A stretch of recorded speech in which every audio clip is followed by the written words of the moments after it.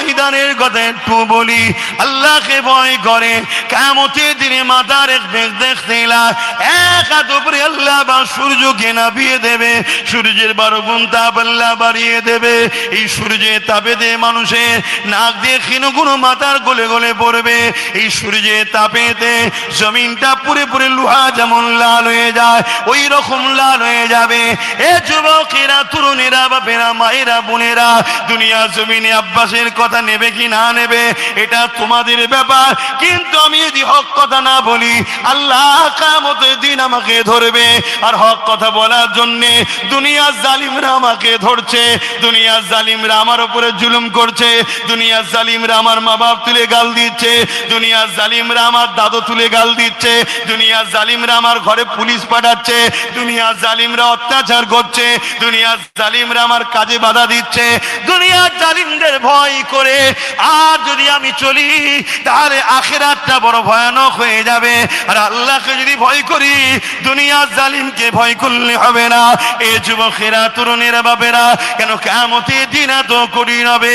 আল্লাহ নবী জানিয়ে দিলেন এমনও বাপ পাওয়া যাবে নিজের ছেলেকে জমিনে শুইয়ে দিয়ে তার মুখের উপরে পা দিয়ে দাঁড়িয়ে যাবে। কিয়ামতের দিনে এমনও মা পাওয়া যাবে নিজের মেয়েকে জমিনে শুইয়ে দিয়ে তার বুকের উপরে পা দিয়ে দাঁড়িয়ে যাবে। কিয়ামতের দিনে এমনও স্বামী স্ত্রী একে অপরে যার উপরে যার জোর চলবে তাকে জমিনে শুইয়ে দিয়ে তার বুকের উপরে পা দিয়ে দাঁড়িয়ে যাবে।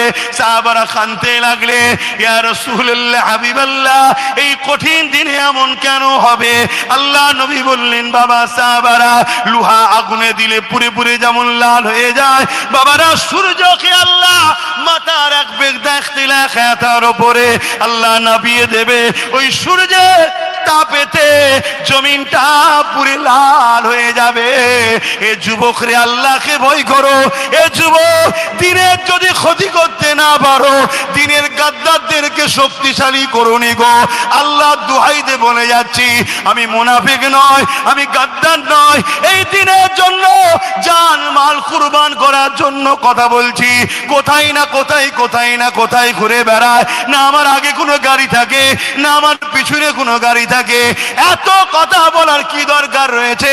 উদ্দেশ্য একটা, কিয়ামতের এই কঠিন দিনে জানো আল্লাহ পাক আমাকে আরশে আজিমের ছায়াটা দিয়ে দেয়। এই জন্য বলছি, কিয়ামতের কঠিন দিনে জানো রাসূলুল্লাহ শাফাআতটা পেয়ে যায়। কিয়ামতের কঠিন দিনে জানো দিনের প্রচারক হিসাবে আল্লাহ যেন আমাকে মাফ করে জান্নাত দেয়। তাই তোমাদেরকেও বলি যুবক, আল্লাহ তোমাকে যৌবন দিয়েছে, আল্লাহ তোমাকে তাকত দিয়েছে, আল্লাহ তোমাকে হাত দিয়েছে। এই হাত দিয়ে আল্লাহ দিনের দুশমনদের ঝান্ডা ধরবে না। এই হাত দিয়ে আল্লাহর ঘর যারা ভাঙতে চায় এদের ঝান্ডা ধরবে না। আল্লাহ পাক তোমায় হাত দিয়েছে, এই হাত দিয়ে তোমরা শক্তিশালী হও, ঐক্যবদ্ধ হও। আল্লাহর ঘরকে যারা ভাঙতে আসবে তাদেরকে তোমরা এই হাত দিয়ে ইনশাআল্লাহ রুখে দেবে। আরো জোরে বলুন সুবহান। এ যুবকেরা, তরুণেরা, ওই কিয়ামতের দিনেতে এমনও মা পাওয়া যাবে নিজের ছেলেকে বুকের উপরে পা দিয়ে দাঁড়িয়ে যাবে, জমিনটা পুরে পুরে লাল হয়ে যাবে। এই কঠিন দিনে কি হবে উপায়? এই কঠিন দিনে কি হবে দশা? এ জালিম, এ অত্যাচারী, দূরে কাছে যেখানে সোশ্যাল মিডিয়ায় পরিবর্তন হয়ে যাও, অন্যায় করো না, অন্যায়কারীদের সঙ্গে সাথ দিও না। ওই কিয়ামতের দিনে আল্লাহ পাক কোরআনকে সুন্দর করে সাজিয়ে দেবে। ওই কোরআন আল্লাহ পাকের আরশে আজিমের নিচে কুদরতি ক্ষমতাতে আর এমন করে ঘোরাঘুরি করতে থাকবে। ওই সময় কোরআনকে আল্লাহ বলতে লাগবে, আমার পাক কালামুল্লাহ রে, কি চাও তুমি আজকে বলো, তুমি আমার কথা আমার কাছে কি চাও বলো। ওই সময় কালামে হক বলতে লাগবে, ও রব্বি আল্লাহ, দুনিয়ায় যারা আমাকে মহব্বত করেছিল, দুনিয়ায় যারা আমার পক্ষে ছিল, দুনিয়ায় যারা আমাকে পিয়ার করেছিল, দুনিয়ায় যারা আমাকে বুকে নিয়েছিল, দুনিয়ায় যারা আমাকে চুমা দিয়েছিল, দুনিয়ায় যারা আমার সঙ্গে লড়াই, আমার জন্য লড়াই করেছিল, দুনিয়ায় যারা আমি আমার কোরআন আমাকে ইয়াদ করেছিল, আল্লাহ আল্লাহ পাক আমার প্রত্যেকটা প্রেমিককে আজকে আমি জান্নাতে দেখতে চাই।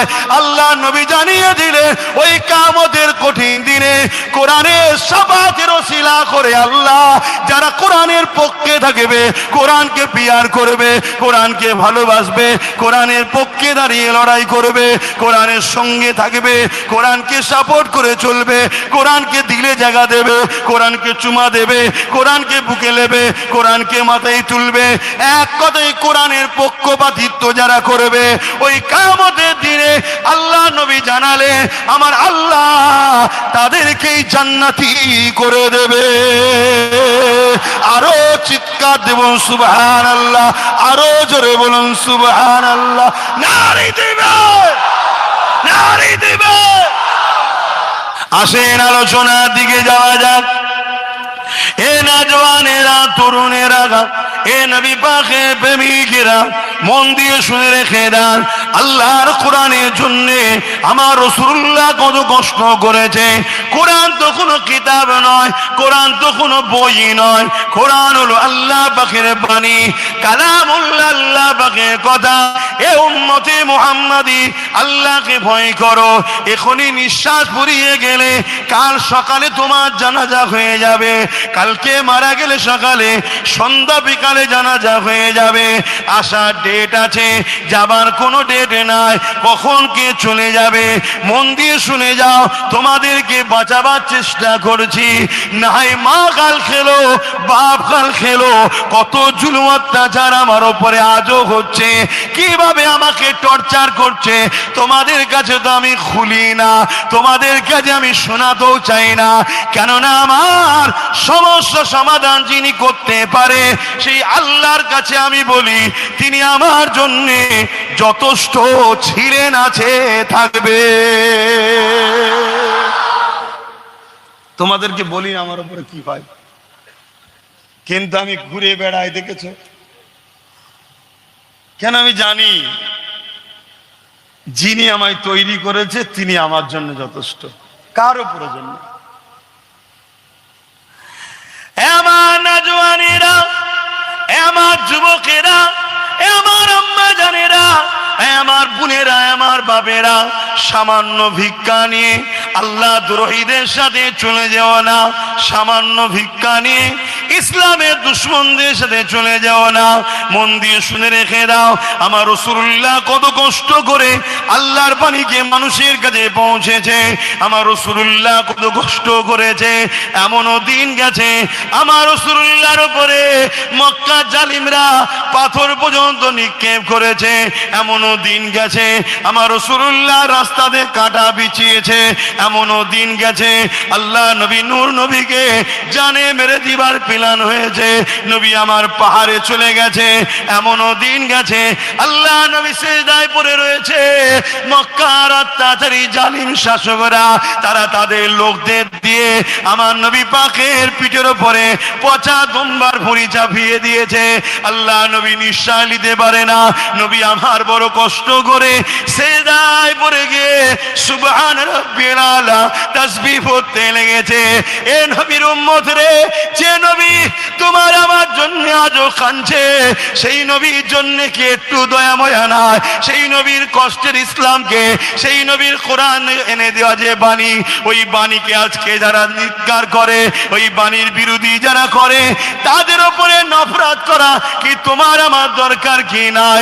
এ যুবকেরা, তরুণেরা, মন দিয়ে শুনে রেখে দাও, আল্লাহ নবীর জীবনে এমনও দিন গেছে আল্লাহ নবী কোরআনের বাণী নিয়ে তায়েফের মানুষের কাছে চলে গেছে। তায়েফের মানুষেরা বড় বড় পাথর নিয়ে, বড় বড় ইট নিয়ে, বড় বড় পাথর নিয়ে আল্লাহ নবীকে ছুঁড়ে ছুঁড়ে মারতে লেগেছে। নবী পাকের শরীর দিয়ে রক্ত ঝরে ঝরে ঝরে ঝরে ঝরে ঝরে পড়তে লেগেছে। আল্লাহ নবীর শরীরে রক্ত এত পড়েছে, জুব্বা মোবারককে গড়িয়ে গড়িয়ে নবী পাকের জুতা মোবারকে রক্ত ভিজে গেছে। এ যুবক রে, তোমার দিলে যদি নবীর প্রেম না থাকে তুমি তো ঈমানদার হতে পারবে না। কেননা রাসূলুল্লাহ জানিয়ে দিয়েছে, লা ইউমিনু আহাদুকুম হাত্তা আকুনা হাব্বা ইলাইহি মিন ওয়ালিদিহি ওয়া ওয়ালাদিহি ওয়ান নাসি আজমাইন। যতক্ষণ পর্যন্ত ঈমানদার হওয়া যাবে না, যতক্ষণ পর্যন্ত বাপ মা, ছেলে পুলে, স্বামী স্ত্রী, জমি জায়গা, ঘর বাড়ি, এমনকি নিজের জানের থেকে আল্লাহ রাসূলকে যে না বেশি ভালোবাসবে তার মধ্যে ঈমান নাই। যার মধ্যে ঈমান নাই সে জান্নাতে কোনোদিন যেতে পারবে না। এই যুবকদের বলে দিয়ে যায়, আমার রাসূলুল্লাহ ওই তায়েফের জমিনে আল্লাহর বাণী কোরআনের প্রচারের জন্য গিয়ে নবী আমার অজ্ঞান অচৈতন্য হয়ে পড়ে গেলে এ যুবকেরা, তরুণেরা সেই কোরআনকে নিয়ে যুগে যুগে যুগে যুগে একজন অত্যাচারী শাসকেরা ক্ষমতা জোর দেখিয়ে আমার কোরআনকে মিটাতে চেয়েছে, আমার কোরআনকে পুরাতে চেয়েছে, আমার কোরআনকে ব্যান করতে চেয়েছে, আমার কোরআনের উপরে আঘাত দিয়েছে। কেন রে? কোরআনের উপরে তোদের এত রাগ? কোরআনের উপরে রাগ হওয়ার কারণ আছে।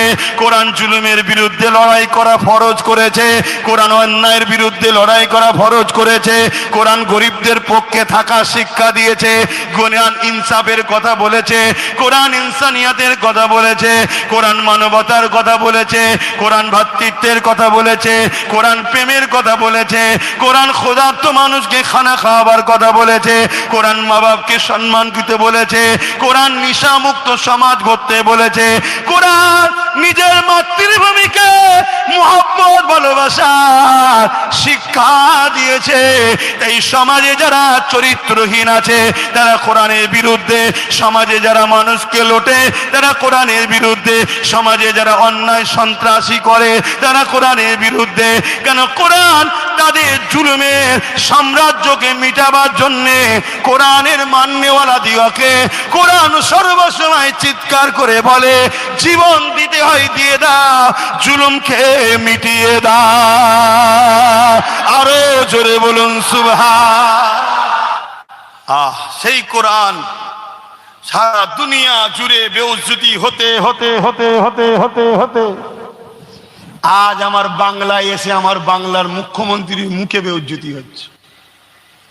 বলেছে না বলেনি? কোরআন শেষ হয়ে যাবে,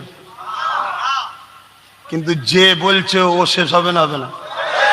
তোমরা হাজারো চেষ্টা করে ওকে রাখতে পারবে না, আমার আল্লাহকে শেষ করে দেবে। আর ওর পক্ষে যারা থাকবে আল্লাহ তাদেরকেও শেষ করবে। এটাই তো পরীক্ষা, এটাই তো পরীক্ষা। আমি একটা কথা জিজ্ঞেস করছি ভাই, খুব ভালো করে বুঝবেন। আচ্ছা, গুড় থাকলে কি আসে? পিঁপড়ে থাকলে? টিকটিকি হোক, ব্যাং হোক, মাছি হোক, তাই তো। তারপরে আস্তে আস্তে কি আসবে? সাপ আসবে। তাহলে গুড়টাই যদি না থাকতো? 2011-র আগে বাংলায় বিজেপি ছিল? 2011-র আগে এই বাংলায় এরকম যেভাবে মুসলমানকে হত্যা করা হতো? 2011-র আগে বাংলার লোক শুকিয়ে ছিল? খেতে পেত না? বলবেন তো? তাহলে 2011-র পরেই বিজেপি আসলে কি ব্যাপার? আনন্দবাজার পত্রিকায় রাজ্য সরকার প্রাক্তন বলেছিল না বিজেপিকে ফন্ডে এলে লড়বো। ফন্ডে মানে বুঝেন? বিরোধী দল। তা বিরোধী দলটা বর্তমান কে দায়িত্বে আছে? শুভেন্দু। শুভেন্দুকে চা খাওয়াই কে? শুভেন্দুর ওখানে গিয়ে প্রতিবাদ করেছে? কথা মাথায় ঢুকছে? খুব ভালো করে বোঝো বাপ, এদের কথা একটু ভাব। নিজেদের কথা না ভাবিস, না ভাববি, বাচ্চাগুলোর কথা একটু ভাব। এদের কি হবে? এদের পাশে 50টা ছেলে চাকরি করতে যাবে, আর এরা কি করবে? বোঝো বোঝো, আল্লাহ দোহাই দে বলছে। আর কি বলবো বলো, আর কি বলবো? আমার কথায় কষ্ট পেচ্ছ তোমরা যারা এখানে দাঁড়িয়ে আছো? দিল থেকে বলো, কষ্ট পেচ্ছ? হুজুর সব কথা কেন বলবে, তাই তো নাকি? তাহলে তোমরা চাইছো তোমাদের বিপদে তোমাদের পাশে থাকবো না, এটা চাইছো নাকি? তাহলে বিপদে যদি পাশে চাও বাপ, তাহলে তো আমাকে সহযোগিতা করতে হবে। সেই সহযোগিতা হলো এটাই, আমি এদিকে আছি, আমার ভাইকে ওইদিকে পাঠিয়েছি, আমার ভাইয়ের সাথ দাও। এটা আমার ভালোবাসার মানুষকে বলা অপরাধ নাকি গো? আমি আমার বাপকে বলতে পারি না, আমার ভাইকে, আমার মা বোনকে বলতে পারি না যে আমার ভাইয়ের সাথ দাও? আমার ভাই যদি যেতে, মুসলিম অমুসলিম যেই হোক, ও নবী বংশের আওলাদ। আর নবীও বলেছে কোরাইশ বংশের নেতৃত্ব মানো। মিশকাত শরীফের হাদিস। কার নেতৃত্ব? কোরাইশের নেতৃত্ব মানো। রাসূলুল্লাহরও কথা আছে। তবেই তো তুমি কামিয়াবি হবে, বরকত আছে। এবং কোরাইশরা আল্লাহ ছাড়া কাউকে ভয়, ইমানদার কোরাইশরা আল্লাহ ছাড়া কাউকে ভয় করে মনে হয়? হ্যাঁ, একটাকে রুখতে গিয়ে 5 বছর কি হয়েছে বলতো? পুরো আদা পানি খেয়ে লেগেছে, কি করে ওকে হারানো যায়? ইনশাআল্লাহ, ইনশাআল্লাহ, ইনশাআল্লাহ, তারপরেও ইনশাআল্লাহ কামিয়াবি হবে। তা আমি যে কথা বলছি, তাহলে আমার বাপ ভাই মা বোন কোনো বিপদে পড়ে গেলে, প্রশাসনিক হ্যারাসমেন্ট হোক, বাইরে কোনো জায়গায় বিপদে পড়ে গেলে হোক, এই যে বাইরে বাইরে সব লাশ হয়ে এসেছিল, কেউ কথা বলেছে? রাজ্য সরকার তো বলতে পারতো, বাইরে রাজ্যকে ফোন করে, এই তোর রাজ্যের লোক আমার রাজ্যে আছে, তুই যদি আমার রাজ্যের লোককে মারিস তাহলে এখান থেকে তোরটা পাঠিয়ে দেবো, আমারটা লে নেবো। একবার হুমকি দিলেই চুপ হতো না? হতো না? দিয়েছে? কথা মাথায় ঢুকছে? হায় হায় হায় হায়, যেগুলো এখনো দূরে আছে, যদি আওয়াজ যায়, আমি চাইবো আল্লাহ হিদায়ত দিক। আর যদি হিদায়ত কপালে না থাকে, আল্লাহ আমাদের রাস্তার কাঁটা পরিষ্কার করে দাও। আল্লাহ, আল্লাহ তুমি সাহায্য করো, আমাদের রাস্তার কাঁটা পরিষ্কার করে দাও। আল্লাহ বলুন আমিন। বলবেন না খুশি? আল্লাহ আমিন। প্রথমে পরিবর্তনের দোয়া চেয়েছি, আমাদের ভাই আমাদের সাথে চলে এসো, বলুন আমিন। আর যদি পরিবর্তন না হওয়ার থাকে, তাহলে আল্লাহ আমাদের রাস্তার কাঁটা পরিষ্কার করে দাও। তো ভাই আমার, তাহলে আমি তো বলতেই পারি দুটো লোক, আরে ওর কথা বাদ দে,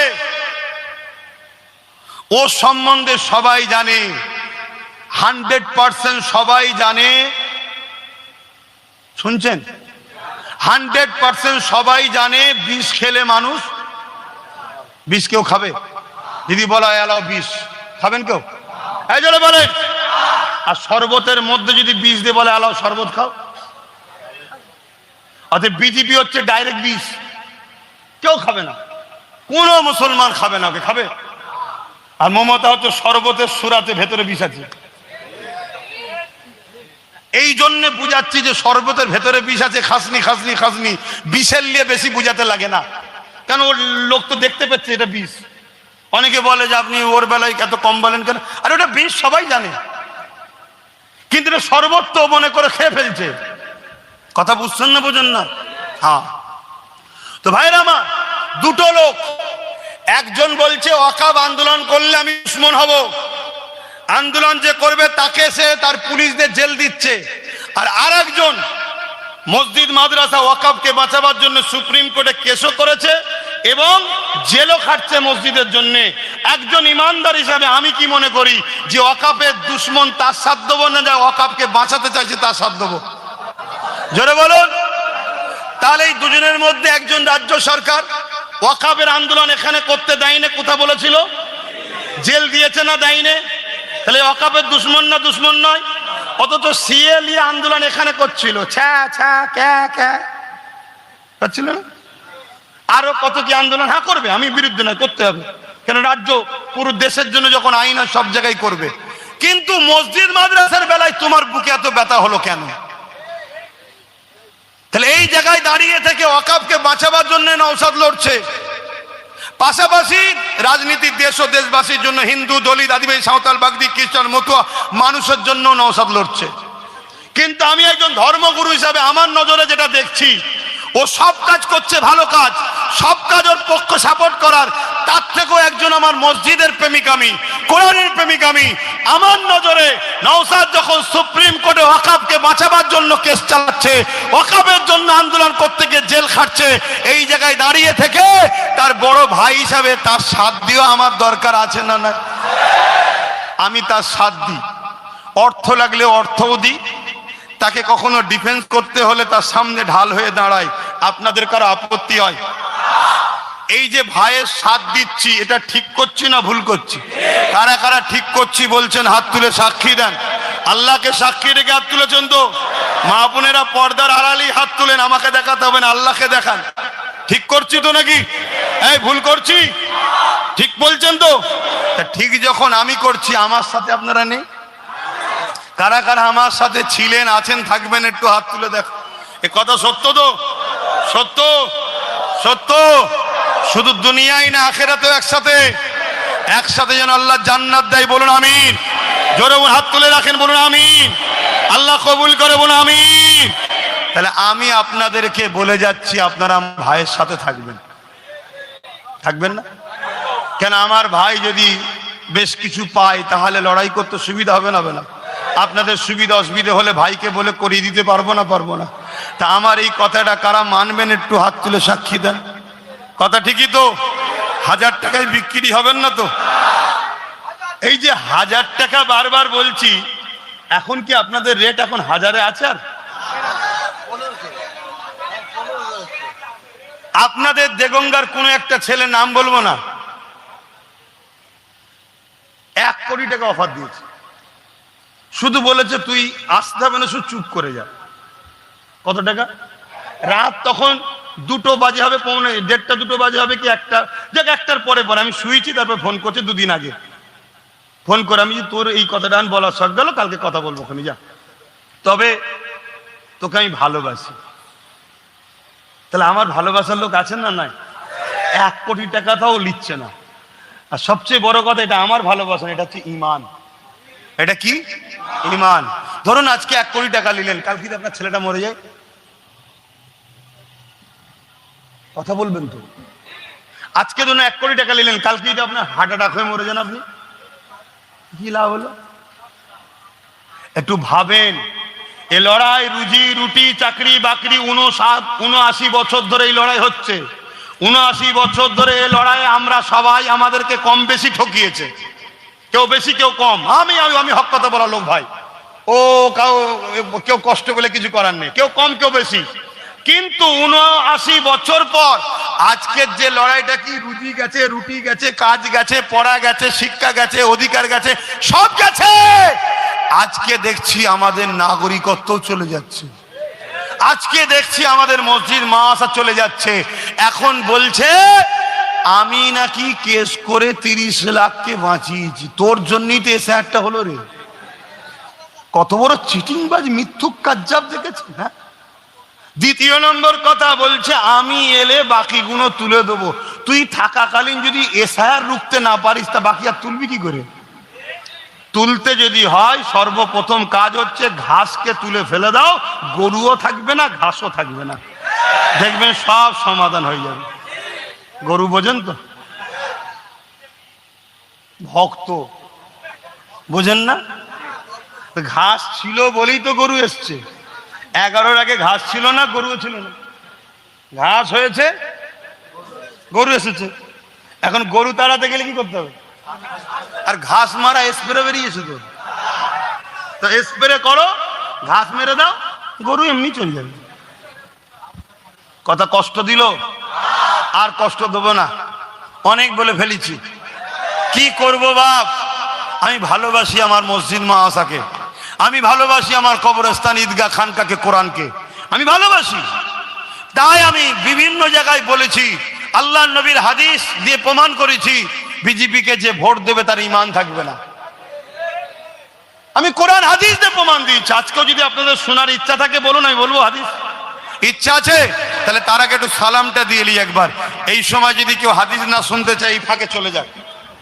কমসে কম ইসলামের ক্ষতি করা ও ক্ষতিকারকদের সঙ্গে দেখা যেন না যায়। কোটি কোটি হিন্দু, আদিবাসী, দলি, সাঁওতাল, বাগদি, খ্রিস্টান, মতুয়া রয়েছে যারা আমাদের ভাই বোন। তারা তাদের ধর্ম করে, কিন্তু আমার ধর্মের বিরুদ্ধে তারা বলে না। তারা আমাদের সব ভাই বোন, ঠিক না বেঠিক? আবার আমরা কোটি কোটি মুসলমান আছি, আমরা আমাদের ধর্ম করি, কোন ধর্মের বিরুদ্ধে আমরা বলি না। যেসব মুসলমানরা অন্য ধর্মের উপরে আঘাত দেয়, তারা আমার ইসলামের কেউ নয়। শুনছেন? কেন? কোরআন যেখানে বলে দিয়েছে তোমরা অন্যের দেবদেবীকে গালিগালাজ নোংরা কথা বলো না, তারা তাহলে তোমার আল্লাহর বিষয়ে ভুল বলবে। কথা মাথায় ঢুকছে? কিন্তু দুঃখের বিষয়, কিছু নামধারী মুসলমান আছে যারা আমার কওমের মধ্যে আছে, যারা হাকিকাতে কিন্তু ইসলামের চরম দুশমন। আছে না নাই? উদাহরণস্বরূপ, যাদেরকে কখনো দেখবেন ন্যায়ের পক্ষে পাওয়া যায় না। ন্যায় মানে ইসলাম। সত্যের পক্ষে পাওয়া যায় না। সত্য মানে ইসলাম। মানবতার পক্ষে পাওয়া যায় না। মানবতা মানে ইসলাম। ভ্রাতৃত্বের পক্ষে পাওয়া যায় না। ভ্রাতৃত্ব মানে ইসলাম। ক্ষুধার্ত মানুষের পক্ষে পাওয়া যায় না। ক্ষুধার্ত মানুষকে খানা খাওয়ানোর নাম ইসলাম। এতিম গরিব দুঃখীদের পক্ষে পাওয়া যায় না। এতিম গরিব দুঃখীদের পক্ষে থাকার নাম ইসলাম। শুনছেন? এরকম মুসলমান আছে না নাই? অপর দিক দিয়ে এই মুসলমান গুলোকে জালিম, অত্যাচারী, খুনি, চোর, বদমাইশ, লুটেরা, সমাজ বিরোধী, মসজিদের দুশ্মন, মাদ্রাসার দুশ্মন, ওয়াকফের দুশ্মন, কোরআনের দুশ্মন, তাদের সঙ্গে কিন্তু পাওয়া যায়। এগুলো হলো মুনাফিক। এগুলো কারা? মুনাফিক। হয়তো এদের বাপ ভালো, মা ভালো, কিন্তু এরা দুনিয়ার লোভ লালসায় নিজের ইমানকে বিক্রি করে বেঈমান কাফের হয়ে মুনাফিক হয়ে গেছে। কথা বুঝছেন? এদের সামনে যখন আল্লাহর পক্ষে কথা বলা হবে, এদেরকে পাওয়া যাবে না। এদের সামনে যখন কোরআনের বিরুদ্ধে কেউ বলবে, তার বিরুদ্ধে এদের মুখ খুলতে পাওয়া যাবে না। অথচ কোরআনের দুশ্মনের বিরুদ্ধে যখন কেউ বলবে, এই বেঈমান মুনাফিক ছদ্মবেশী মুসলমান গুলোকে, তখন দেখা যাবে কোরআনের পক্ষে যে বলছে তার বিরোধী করছে। আছে না না? মনে রাখবেন, আমার অমুসলিম ভাইদের মধ্যে লাখো কোটি ভাই আছে, তারা তাদের ধর্ম করে, আমাদের ধর্মের বিরোধী করে না। আল্লাহ রসুল বললেন, অনেকে আছে জেনে ভুল করে, অনেকে না জেনে ভুল করে। যে জেনে ভুল করে তাকে বলা হয় মুনাফিক। যে না জেনে ভুল করে, তার সাথে মিশলে সে পরিবর্তন হবার জায়গা আছে। কিন্তু যে জেনে ভুল করে, রসুল বলছে এদের থেকে দূরে থাকো, কেন এই মুনাফিক গুণ তোমাদেরকেও ধ্বংসের দিকে নিয়ে যাবে। মুনাফিক কি আজকে নতুন না, আগেও ছিল? বলবেন তো? কষ্ট হচ্ছে কথা বলতে। আমার ঘুম হয়নি, কেন কালকে রাত্রিরে একটা জায়গায় মিটিং করতে করতে অনেক রাত হয়ে গেছিল। সেখান থেকে ঘরে পৌঁছাতে প্রায় 1টা-1.5টা বেজে গেছে। কথা বললেন? তারপরে যা গরম পড়ছে, আল্লাহু আকবার, বলার মতো নয়। যা গরম পড়ছে। দিনের বেলা জলসা, আবার সন্ধ্যের পরে জলসা। আমার কষ্ট হচ্ছে, আপনাদেরও কি কষ্ট হচ্ছে? তা ঝিমিয়ে আছেন কেন? মন মেজাজ খারাপ না? আগে থেকে কেউ বলেছে তোরা হেরে যাবি? গরম। আল্লাহ চাইলে আল্লাহর উপর ভরসা রাখো। মন খারাপ করে বসে আছি কেন? সরাসরি দেবে। মুনাফিক নিয়ে আল্লাহর কোরআন কি বলেছে?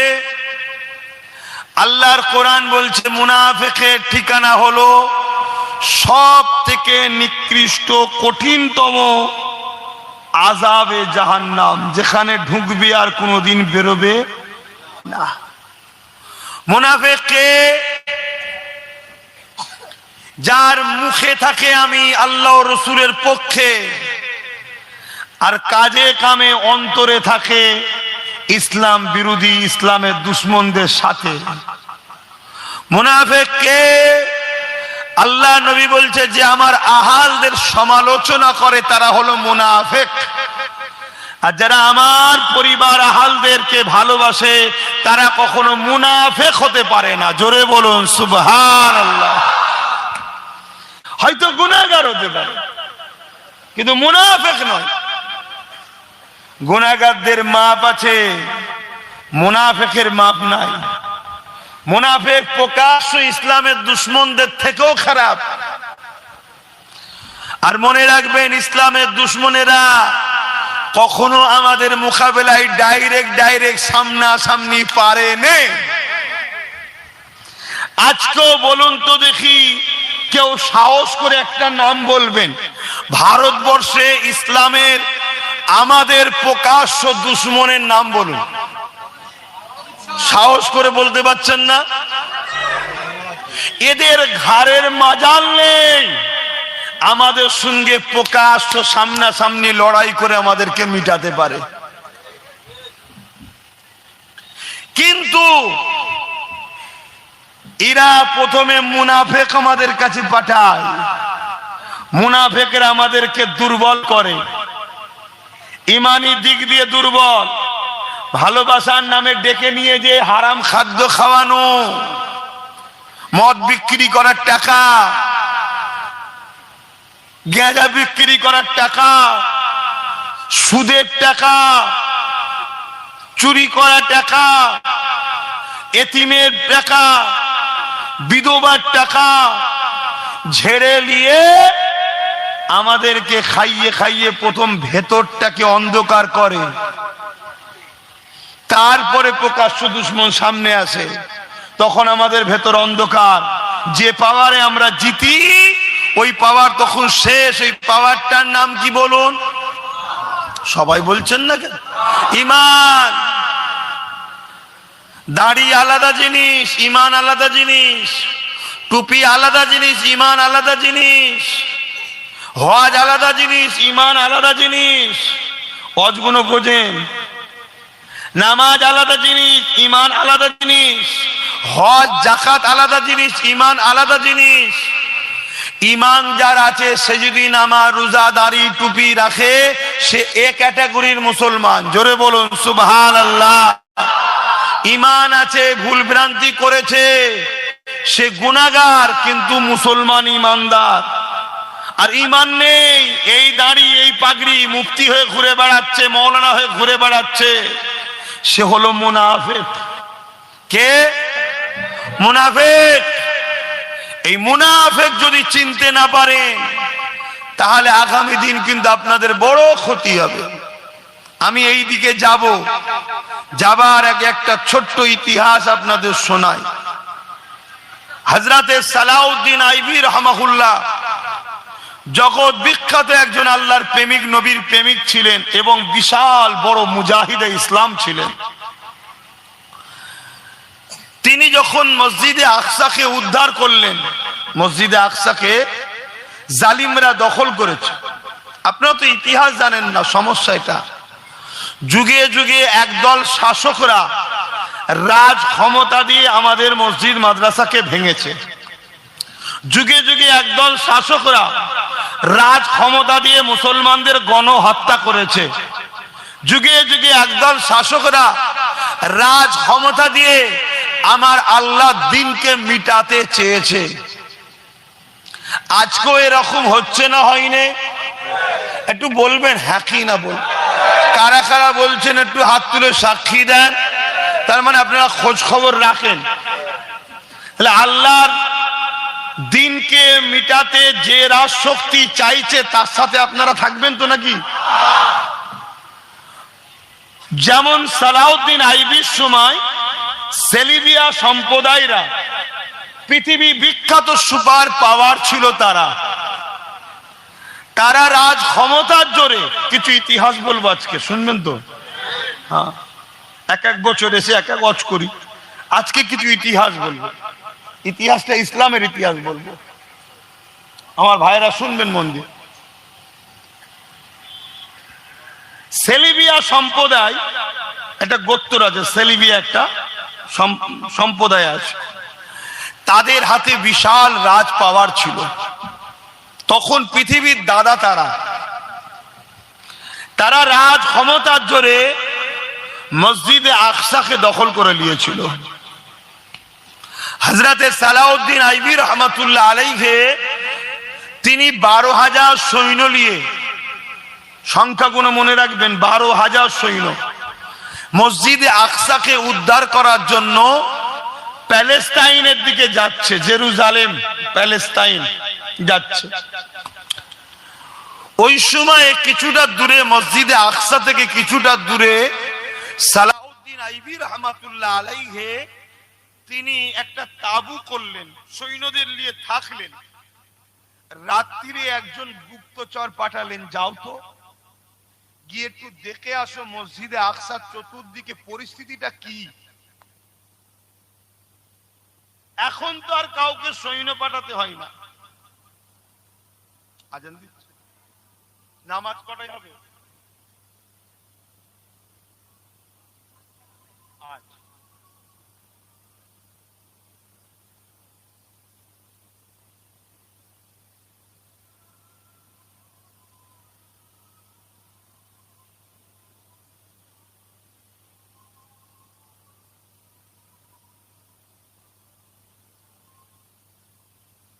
আল্লাহু আকবার, আল্লাহ।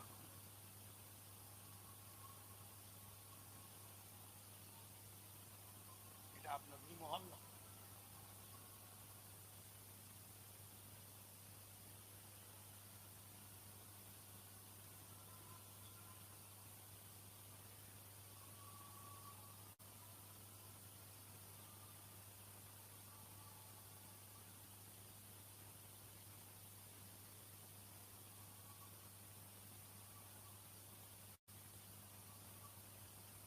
সাল্লাল্লাহু আলাইহি ওয়াসাল্লাম।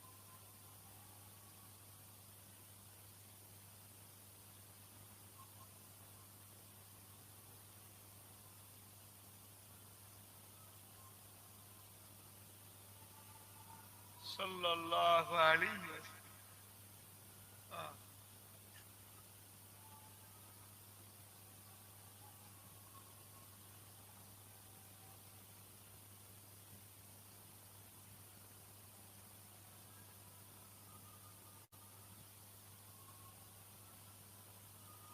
লা হাওলা ওয়ালা কুওয়াতা ইল্লা বিল্লাহ।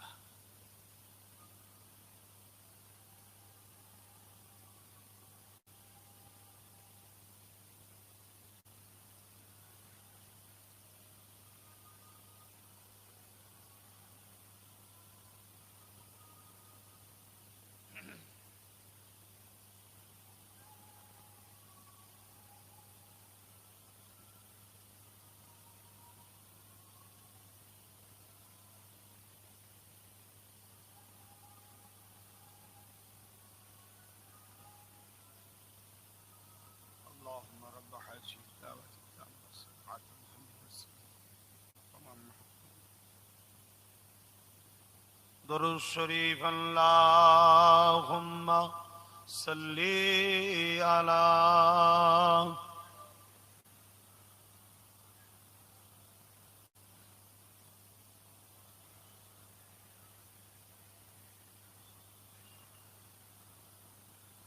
বারে বারে ভাবি একা বসে নিরালাই রে, পাখি হলে উড়ে যেতাম সোনার মদিনায় রে, সোনার মদিনায় রে। বুলবুলিরা কোথা যাও, উড়ে যাও কোথায় রে, আমার সালাম পৌঁছে দিও নবীজি রোজায় রে, নবীজি রোজায় রে। বারে বারে ভাবি একা বসে নিরালাই রে, পাখি হলে উড়ে যেতাম সোনার মদিনায় রে, সোনার মদিনায় রে। আল্লাহুম্মা সাল্লি আলা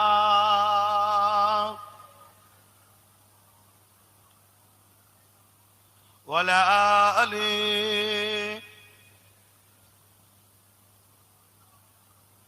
আমার আব্বা জানেরা, যে কথা বলছিলাম, হযরতে সালাউদ্দিন আইবি রহমাতুল্লাহ আলাইহি একটা গোপনে লোক পাঠালেন, যাও খোঁজ লাও। ওই গুপ্তচর এসে খবর দিচ্ছে, হুজুর 4 লক্ষ সৈন্য তরওয়ালকে হাতে নিয়ে মসজিদে আকসাকে পুরো ঘিরে রেখেছে, যাতে করে আমরা না দখল করতে পারি। কত? 4 লক্ষ। আর সালাউদ্দিন আইবির সৈন্য কত? 12,000। হযরতে সালাউদ্দিন আইবি শুনলেন, তাহাজ্জুদ নামাজ পড়লেন, একটু বিশ্রাম নিলেন, ফজরের ওয়াক্ত উঠলো, নামাজ পড়লো। হুজুর নামাজ পড়ে নিয়ে সৈন্যদেরকে ডাকলেন, আসো। 12,000 সৈন্য কাতার দিয়ে দাঁড়িয়ে গেলেন। সালাউদ্দিন আইবি বক্তব্য দিতে লাগলেন, আল্লাহর প্রশংসা, নবীর দরুদ পড়ে বলতে লাগলেন, আমার কওম, মওত সবার একদিন না একদিন হবে। ইসলাম অন্যায়ের বিরুদ্ধে ন্যায়ের পক্ষে লড়াই করতে বলেছে। আল্লাহর ঘর মসজিদকে সেলিবিয়ারা দখল করেছে। খবর পেলাম 4 লক্ষ সৈন্য দিয়ে মসজিদকে তারা ঘিরে রেখেছে, বন্দী করে রেখেছে।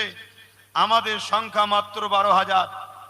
এই বিশাল ভয়ানক সৈন্যের মোকাবেলায় 12,000 সৈন্য নিয়ে 4 লক্ষর মোকাবেলা করা, আমি সালাউদ্দিন আইবি তোমাদেরকে জোর করব না। যার ইচ্ছা যাবে আমার সাথে যেতে পারো, যার ইচ্ছা যাবে ঘরে যেতে পারো। তবে আমি সালাউদ্দিন, আল্লাহর ঘর বেউজ্জতি হবে, আল্লাহর ঘর পরাধীন হয়ে থাকবে, আর আমি আরামে ঘুমাবো, আরামে থাকবো। এটা কখনো কিয়ামতের দিন মুখ দেখাতে পারবো না আল্লাহ রাসূলের কাছে। তাই আমি যাব। 12,000 সৈন্য আওয়াজ দিয়ে বলেছিল, এই সালাউদ্দিন আইবি, 4 লক্ষ কেন, 40 লক্ষ যদি থাকে, আল্লাহ ছাড়া দ্বিতীয় কাউকে আমরা ভয় করি না। আমরা সালাউদ্দিনের সৈন্য, আমরাও আপনাকে ছেড়ে যাব না। আপনার সাথে আমরাও আল্লাহর ঘরকে উদ্ধার করব। জোরে বলুন সুবহানাল্লাহ, আরো জোরে বলুন সুবহানাল্লাহ।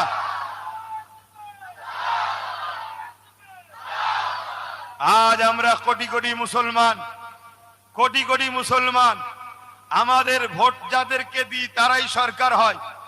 আমরা যাদেরকে ভোট দিই না তা সরকার চিৎপতাং হয়ে যায়।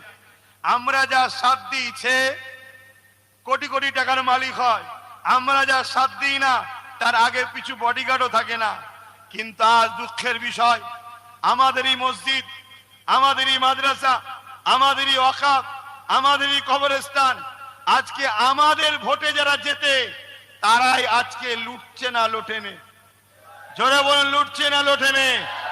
আজকে যে মুসলমানরা মসজিদের দুশ্মনকে সাথ দেবে, যে মুসলমানরা কবরস্থানের দুশ্মনকে সাথ দেবে, যে মুসলমানরা ওয়াকাফের দুশ্মনদের সাথ দেবে, যে মুসলমানরা নিজের বাপ দাদার কবরস্থানকে যারা বিক্রি করছে তাদের সাথ দেবে, আপনার কি মনে হয় জানি না, আল্লাহর কোরআন ও নবীর হাদিস অনুযায়ী ও মুসলিম ঘরে জন্ম নিয়েছে, ও মুসলিম সূরাতে একটা বেঈমান মুনাফিক ছাড়া দ্বিতীয় কিছু নয়। আপনারা কি একমত? হাত তুলে সাক্ষী দেন একমত। হাত নামান।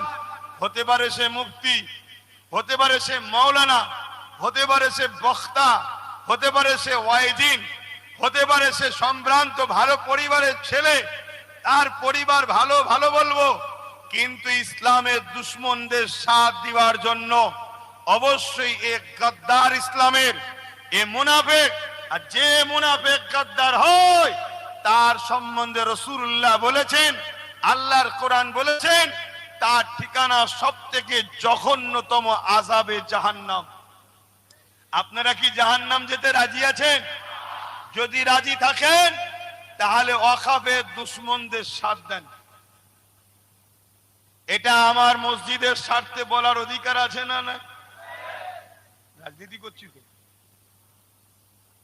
হ্যাঁ করছি, কিন্তু আমার ঘরকে বাঁচাবার জন্য করছি, আমার ঘরকে বাঁচাবার জন্য করছি। আপত্তি আছে কোন মুসলমান? যে আপত্তি করবে সে মুসলমান সম্বন্ধে, তার ঈমান সম্বন্ধে ডাউট আছে না নাই? কিছু কিছু মুসলমানকে দেখো তো আমার ডাউট হয়, মাফ করবেন, তার গোড়াই গন্ডগোল, ডাউট হয়, মাথায় টুপি মুখে দাঁড়িয়ে রেখে, হ্যাঁ, একে অপরকে আল্লাহ বলছে। দেখছেন না? দেখেন, তাহলে আমার ইসলামকে নিয়ে সেদিন বিদ্রোহ করা হয়েছে, আমার ইসলামের ক্ষতি। আই বাবা বস, কবে যে বড় হবি আল্লাহ জানে।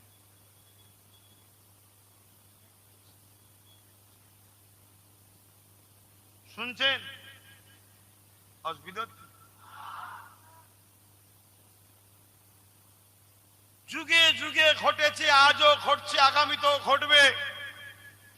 আবার বলছি, আমার লড়াই, আমার আওয়াজ, আমার ইসলাম। আমাকে হিন্দুদের বিরুদ্ধে, আদিবাসী, দলিত, সাঁওতাল, বাগদিদের বিরুদ্ধে লড়াই করার ইজাজত দেয়নি। আমি তাদের বিরুদ্ধে নয়। তারা ভুল করছে কি ঠিক করছে, তারা কি ধর্ম পালন করে, ও কৈফিয়ত দিবার আমার অধিকার নাই। আমি বানাইনি তাদেরকে, ও কৈফিয়ত আল্লাহ নেবে। হ্যাঁ, আমি ইসলামের সত্য মেসেজ মানুষের কাছে পৌঁছাই। আমি ইসলাম মানি। আপনি কি মানেন আপনার কাছে? আপনি আপনার ধর্ম, আপনার উৎসব নিয়ে থাকেন। আমি আমার ধর্ম, আমার উৎসব নিয়ে আছি। দিনের শেষে আপনি মানুষ, আমি মানুষ। একসাথে বাজারে, একসাথে স্কুলে, একসাথে সহযোগিতা, একে অপরের সুখে দুঃখে একসাথে দেশ চালানো, সমাজ চালানো, সব কিছুতে থাকবো। কিন্তু আপনি যদি আমার মসজিদ মিটাতে চান, আমার মাদ্রাসা মিটাতে চান, আমার কবর মিটাতে চান, আমার ঈদগাহ মিটাতে চান, আপনার সঙ্গে আমার সম্পর্ক রাখা কি সম্ভব? আর যদি রাখি কোরআনের ভাষায়, আমি মুনাফিক হব। যদি রাখি হাদিসের ভাষায়, আমি বেঈমান হব।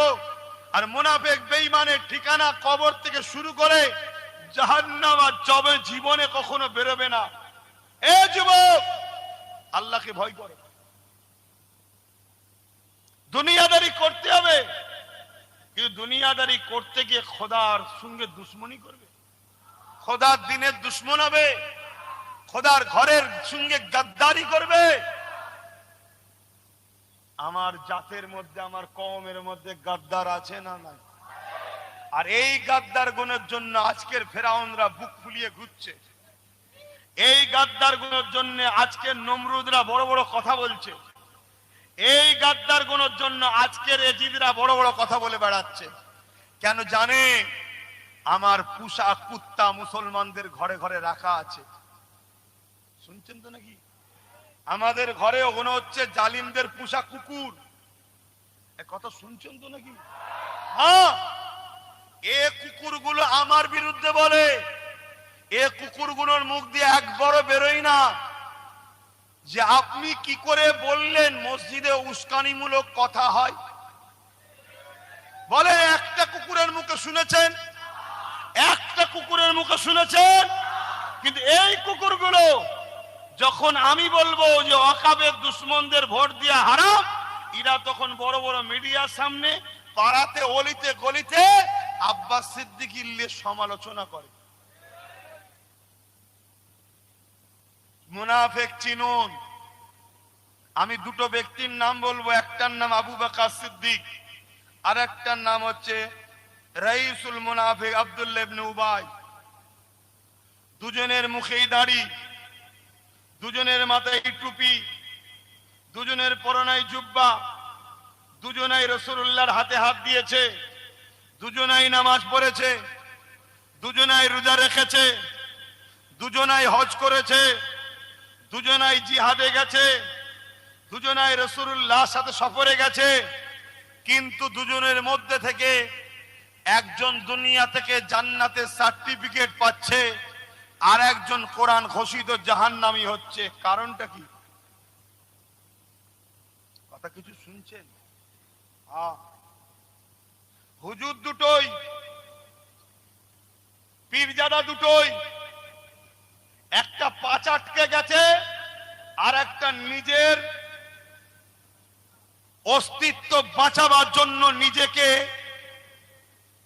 নিজের অস্তিত্ব রক্ষার জন্য নিজেকে 42 দিন পর্যন্ত জেল খাটিয়েও সুজা হয়ে দাঁড়িয়ে আছে। দুটো সমান নয়, কথা বুঝতে হবে। মুফতি সমাজে দুটোই, মাওলানা সমাজে দুটোই, কিন্তু একটা পা চেটে মুফতি, আর একটা খোদার ঘরের জন্য, নবীর দ্বীনের জন্য হক কথা বলাতে গ্রামের মানুষ হয়তো তাকে সমালোচনা করছে। দুটো লোক কি সমান?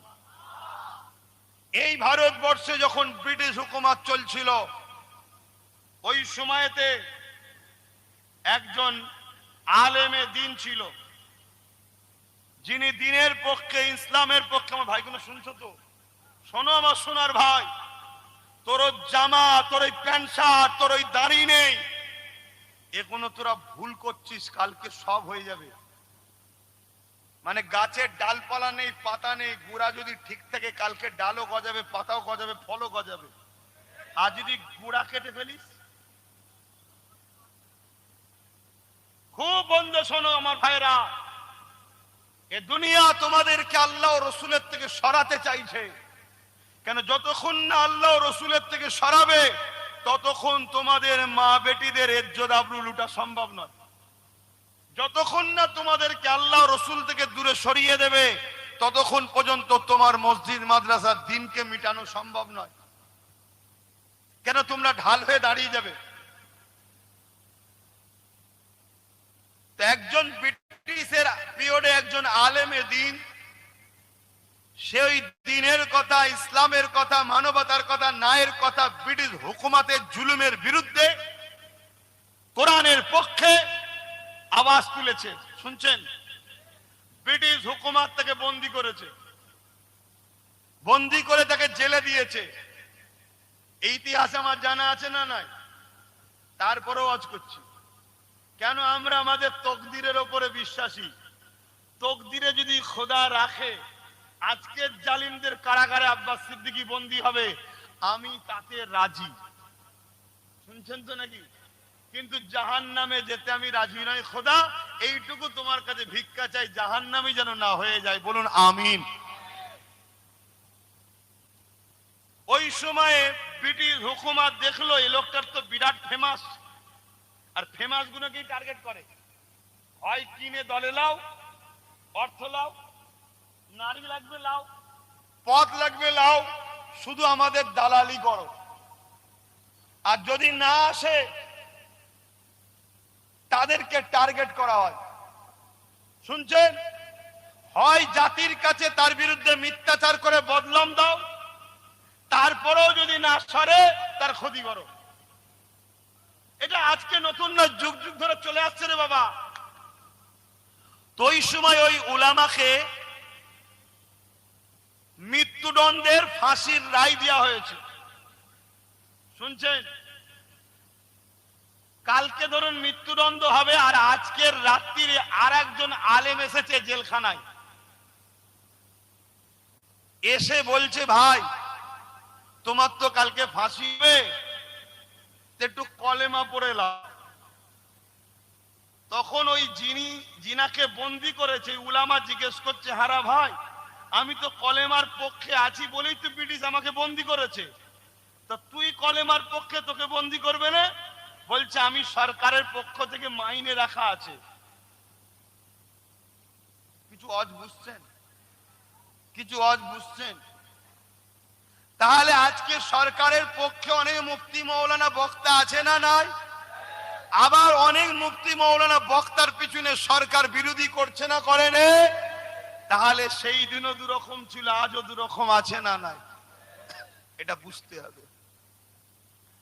আল্লাহ নবী সাহাবী হযরত আবু বকর সিদ্দিক রাদিয়াল্লাহু তাআলা আনকে আল্লাহ নবী দুনিয়া থেকে জান্নাতের সার্টিফিকেট দিয়ে দিলেন, আর হযরত আবু বকর সিদ্দিককে আল্লাহ নবী জান্নাতের সার্টিফিকেট দিল। রাইসুল মুনাফিক আব্দুল্লাহ ইবনে উবাই দুনিয়া থেকে জাহান্নামের ঘোষণা পেয়ে গেল। এ যুবকেরা, তরুণেরা, বাপেরা, দুজনেরই তো দাড়ি রয়েছে, দুজনেরই তো টুপি রয়েছে, দুজনেরই মাথায় তাকরি রয়েছে, দুজনাই মুসলমান, দুজনাই নবীর হাতে হাত দিয়েছে, দুজনাই নবীর পিছনে নামাজ পড়েছে, দুজনাই রোজা রেখেছে, দুজনাই হজ করেছে। মন দিয়ে শোনো, দুজনাই আজকে মৌলানা আছে, দুজনা আজকে মুফতি রয়েছে, আজকেও দুই ধরনের নামাজ আছে, আজকেরও দুই ধরনের মুসলমান রয়েছে। ওই জন্যের এই ইতিহাসটাই, তারিখটা শুনে রেখে দাও। ওই সময় আবু বকর সিদ্দিক তিনি ঘোষণা পেয়ে গেলেন জান্নাতি, আর এমন করে আব্দুল্লাহ ইবনে উবাই তিনি ঘোষণা পেয়ে গেলেন জাহান্নামী। এর কারণটা কি? হযরত আবু বকর সিদ্দিককে বলেছে, এ আবু বকর সিদ্দিক এর কারণটা কি? হযরত আবু বকর সিদ্দিক বলল, এর কারণ হলো এটাই, ওর যা আছে আমারও তাই আছে, কিন্তু আমার মধ্যে যা আছে ওর মধ্যে তা নাই। ওর নামাজ আছে আমারও আছে, ওর রোজা আছে আমারও আছে, ওর হজ আছে আমারও আছে, ওর দান খৈরাত আছে আমারও আছে। এই দিক দিয়ে ওর যা আছে আমারও তাই আছে, কিন্তু আমার দিলের মধ্যে সবকিছুর উপরে আল্লাহ ও নবীর প্রেম আছে। এটা আব্দুল্লাহ ইবনে উবাইয়ের নাই। ও লোক দেখানো নামাজ পড়ে, লোক দেখানো মুসলমান, ও হৃদয়ে কিন্তু আল্লাহ ও নবীর উপরে নফরত রয়েছে। ও সেজে আছে মুসলমান, আর আমি ইমানের দিক দিয়ে অন্তরের দিক দিয়ে মুসলমান। এই জন্য ও ঘোষণা হয়ে গেছে জাহান্নামী, আর আল্লাহ নবী আমাকে জান্নাতি ঘোষণা দিয়েছে। সিদ্দিক আকবরের কাতারে থাকবে না আব্দুল্লাহ ইবনে উবাইয়ের? কথা বলো, কথা বলো। দল দুটো, তিনটে নয়, দুটোই, একটা রহমানের একটা শয়তানের। বলো, আজকেও এরকম মুসলমান আছে না না? এরকম দাড়িওয়ালা টুপিওয়ালা নামাজি হাজি গাজি আছে না না? কাঁচা কাঁচা গাল দিচ্ছে আমাকে, কাঁচা কাঁচা মা বাপ তুলে গাল দিচ্ছে। কি করেছি রে? না, তুই মমতার বিরুদ্ধে বলিস কেন? অথচ ওই জানোয়ার মৌলানা শয়তান হাজী সাহেবকে জিজ্ঞেস কর, শয়তানকে, আরে তোর মমতা যখন কোরআন শেষ হয়ে যায় বলেছিল, তুই মমতার বিরুদ্ধে বলেছিস? বলছেন না। শুনছেন তো? ওই মুফতি, ওই বক্তা, ওই আলেম, ওই মুনাফেক মুসলমানকে জিজ্ঞেস করো, তুই আব্বাস সিদ্দিকীকে গাল দিচ্ছিস কেন? বলছে না, আব্বাস সিদ্দিকী আমার মমতার বিরুদ্ধে বলে। শুনছেন না শোনেন? আর ওদেরকে জিজ্ঞেস করো, যখন তোর মমতা বলেছিল মসজিদ মাদ্রাসা কবরস্থানের জন্য কেউ বাংলায় আন্দোলন করতে পারবে না, দিল্লি গিয়ে আন্দোলন করো। এখানে মসজিদের হয়ে কথা বললে, কবরস্থানের হয়ে কথা বললে, ঈদগার হয়ে কথা বললে, সব থেকে বড় দুশ্মন আমি হব। এই মুনাফিক মুসলমান গুলো যারা আজকে আমায় গালি দিচ্ছে, এরা কি মমতার বিরুদ্ধে কথা বলেছিল? মুনাফিক চিনছো? এরা আমাদের পাড়ায় পাড়ায় ঢুকে শুধু একটাই কথা বলে, এদের কাছে দ্বিতীয় কোনো কথা নাই, একটাই কথা, কি? বিজেপি চলে আসবে। আচ্ছা, এই কথাটা কেন বলে? ভয় দেখালে কি লাভ? না, ভয় দেখালে লাভটা কি? শোনেন, ভয় খেলে দুটো জিনিস হয়। এক হচ্ছে ভয় খেলে ফাইসাল্লা ভুল হয়ে যায়, ঠিকভাবে ফাইসাল্লা নিতে ভিতুরা পারে না। দ্বিতীয় নম্বর কি? যখনই ভয় খাবেন তখন আপনি কি করবেন? মমতার কলেজে বসে থাকবেন। কথা শুনছেন? আমার কথা অসুবিধা হচ্ছে নাকি?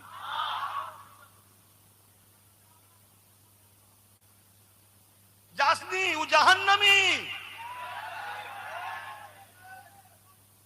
ও জাহান্নামী, যাসনি। ও বড় শয়তান একটা, ওর ইরাদা তোরা জানিস নি। ও আস্তে আস্তে আস্তে আস্তে আস্তে আস্তে যেমন আল কেটে কেটে পরের জমিতে ঢোকে, ও আস্তে আস্তে আস্তে আস্তে আস্তে বিজেপিকে বাংলায় ঢুকাচ্ছে। একে চিনিস নি কত বড় শয়তানি? খুব সাবধান। আর না হয় প্যালেস্টাইনের মতো বাপের সামনে মেয়েকে রেপ করবে দেখতে হবে, স্বামীর সামনে পরিবারকে রেপ করবে দেখতে হবে, মায়ের সামনে ছেলের সামনে মাকে রেপ করবে দেখতে হবে। হাতে পাওয়ার না থাকলে জুলুমের বিরুদ্ধে লড়াই করা যায় না। কথা মাথায় ঢুকছে? আর সব থেকে বড় শয়তান হলো এর ভাড়াটিয়া দালাল মুনাফিক মুসলমান পাড়ায় যেগুলো রয়েছে, এগুলো এত বড় দালাল। যেদিন বিজেপি ঢুকে যাবে, এই দালাল গুলোই সর্বপ্রথম বিজেপি বিজেপিতে চলে যাবে। এরা আবার নবী বংশের আওলাদ আব্বাস সিদ্দিকীর দিকে আগুন তোলে, অথচ বাপ দাদা গোষ্ঠী মুসলমান হয়েছে আমার বাপ দাদুর ওসিলায়। মসজিদ মাদ্রাসার দরদ দেখাচ্ছি, মসজিদ মাদ্রাসা বাংলায় তৈরি করা শিখিয়েছে আমার বাপ দাদু। তাহলে মসজিদ মাদ্রাসার উপরে দরদ আমাদের থাকবে না তো কাদের থাকবে? আমাকে লজিকে কথা বলেন। কৃষকদের বিরুদ্ধে বিজেপি বিল পাস করেছে, পাস হয়েছিল না হয়নি? সিএ বিল পাস হয়েছিল না হয়নি? ওয়াকাবের বিল পাস হয়েছে না হয়নি? এসআইআর এর বিল পাস হয়েছে না হয়নি? আর হঠাৎ করে গতকালকে 3টে বিল আটকে গেল কেন? গতকালকে 3টে বিল পাস করতে চেয়েছিল, খবর রাখো। কারা কারা জানো না একটু হাত তুলে সাক্ষী দাও, সত্য কথা বলো। এতগুলো লোক, তোমরা রাজনীতি সম্বন্ধে কোনো সচেতনই নেই, তোমাদের পিছনে কি প্ল্যান হচ্ছে তোমরা জানো না। তোমরা কি করো, কে 1000 টাকা দেবে, দেখ আমি তাকে ভোট দেব। হাসুনি, আমার কষ্ট হচ্ছে তোমাদের উপরে।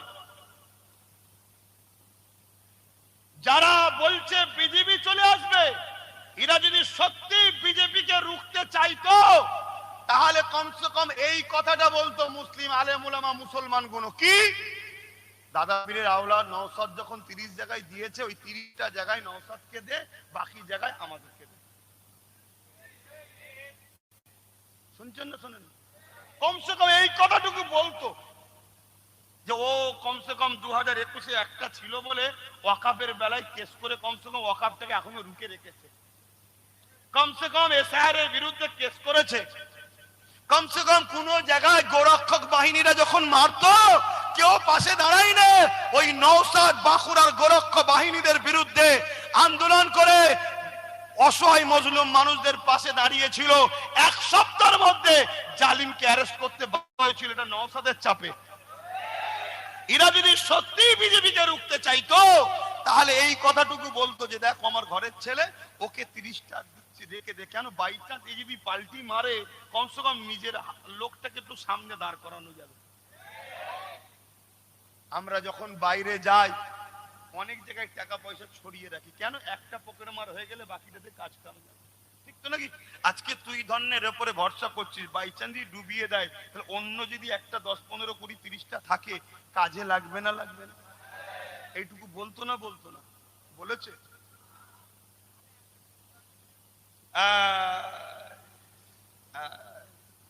সব থেকে বড়, যদি আজকে বাংলায় মুসলমানদেরকে দিন রাত 24 ঘন্টা যদি গালিগালাজ নোংরা কথা বলে, তার নাম হলো শুভেন্দু অধিকারী।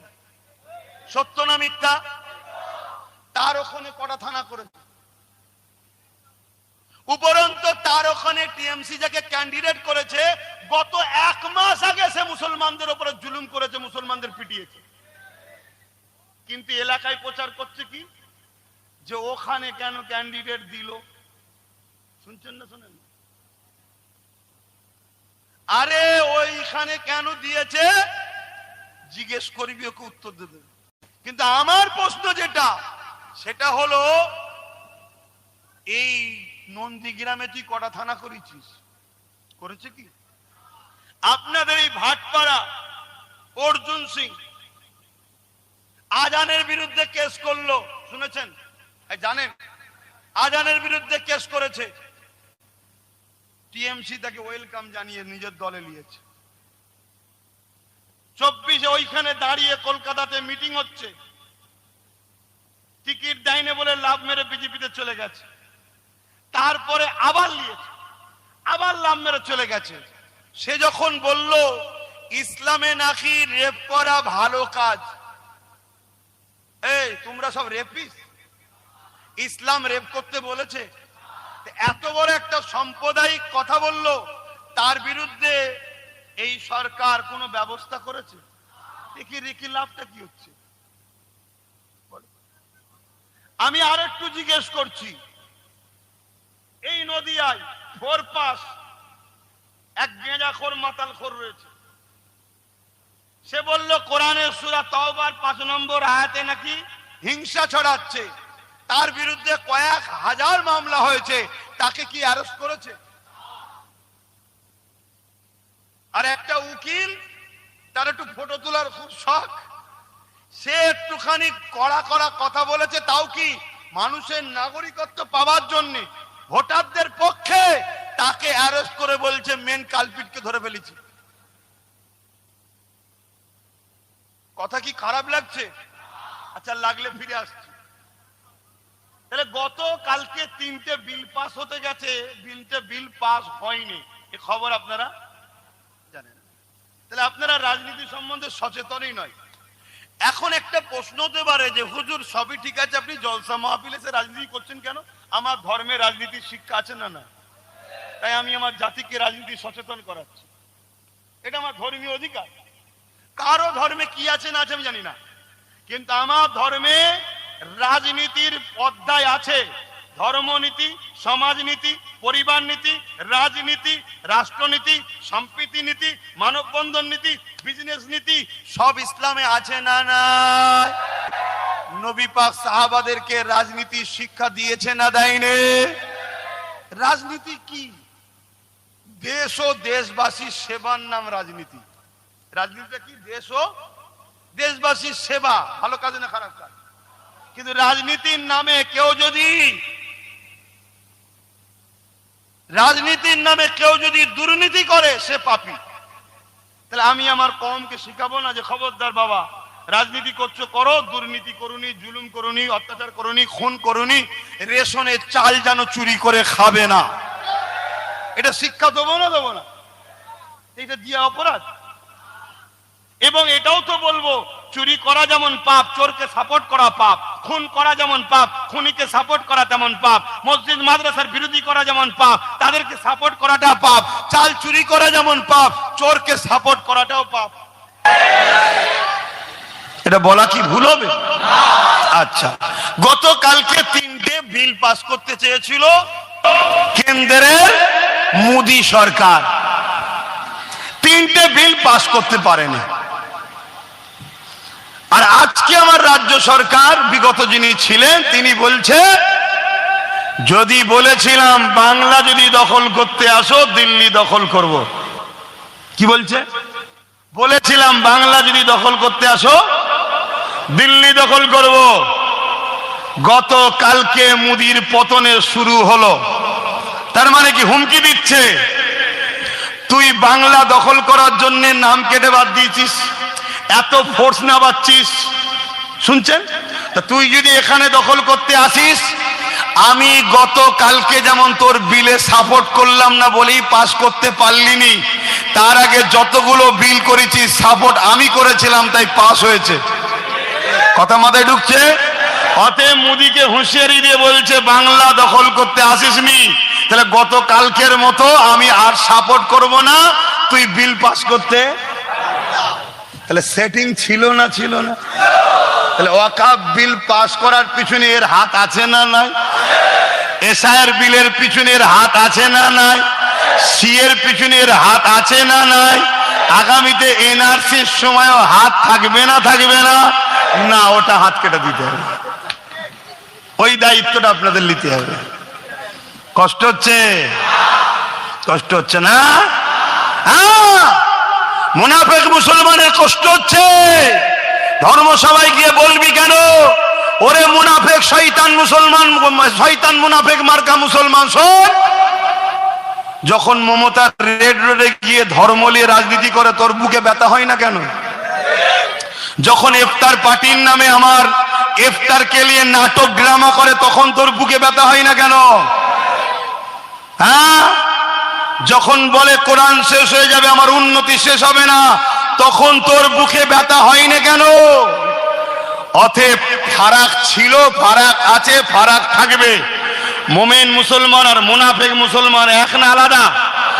মুনাফিক মুসলমান সর্বসময় জালিম হুকুমতের সাথে ছিল, আছে, থাকবে। আর মুমিন মুসলমান সর্বসময় গরিব দুঃখী, হিন্দু, আদিবাসী, সাঁওতাল, বাগদি যেই হোক, মুসলিম গরিব দুঃখীদের সাথে ছিল, আগামী তো থাকবে। বলুন ইনশাআল্লাহ। আপনারা থাকবেন তো গরিবদের পক্ষে, অসহায়দের পক্ষে? যদি হিন্দু গরিব হয় তার পক্ষেও, আদিবাসীদের গরিবদের পক্ষে যেই হোক যে অসহায় তার সাথে উম্মতে মুহাম্মাদি ইমানদাররা আমরা আছি, ঠিক তো নাকি? আমরা জুলুমের সাথে থাকবো না।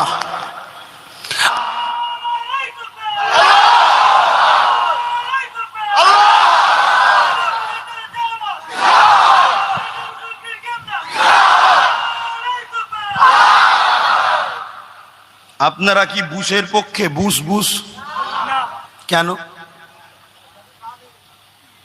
বুশ বলেছিল আমেরিকা থেকে কোরআনকে মুছে দেবো, ইসলামকে মুছে দেবো।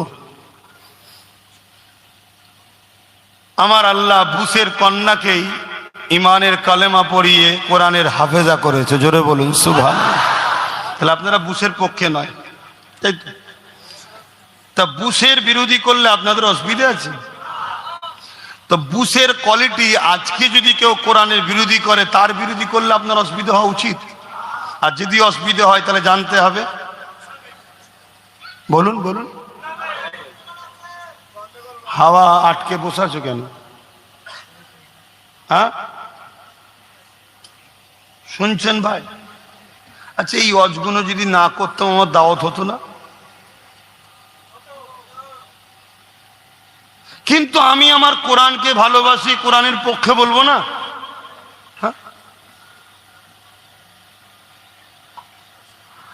আজকে আপনি বলছেন আমি অমুককে ভালোবাসি, তাকে আপনি চোর বললে আমার গায়ে লাগে।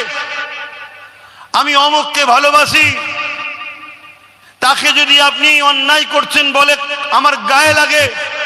তাহলে সে যখন আমার কোরআনের বিরুদ্ধে বলবে, আমি তো কোরআনকে ভালোবাসি, আমার গায়ে লাগবে না? আর যার গায়ে লাগে না মনে হয় সে কোরআনকে ভালোবাসে, আর যে কোরআনকে ভালোবাসে না মনে হয় সে ইমানদার। তাহলে মুফতিতে দেখুনি, মাওলানা দেখুনি, হুজুর দেখুনি, কোন কাতারে আছে আগে দেখো। শুনছে?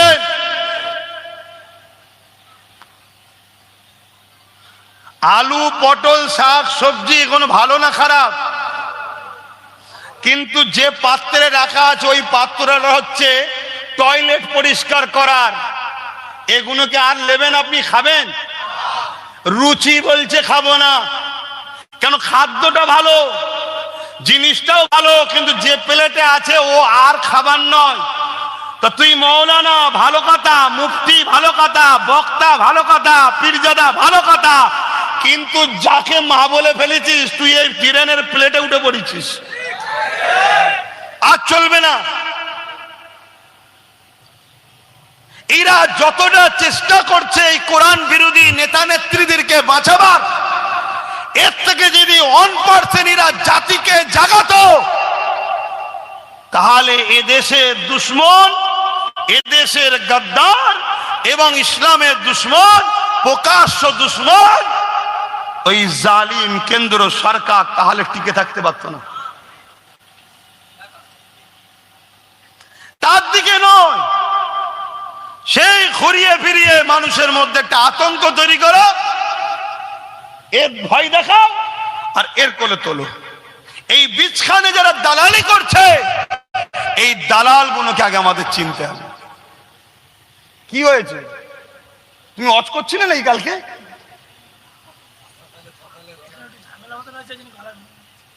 ঝামেলা হচ্ছে তো, গলা ভাঙলো কেন? হাত পাত ভাঙা দরকার। খুব চিল্লেছে তার মানে।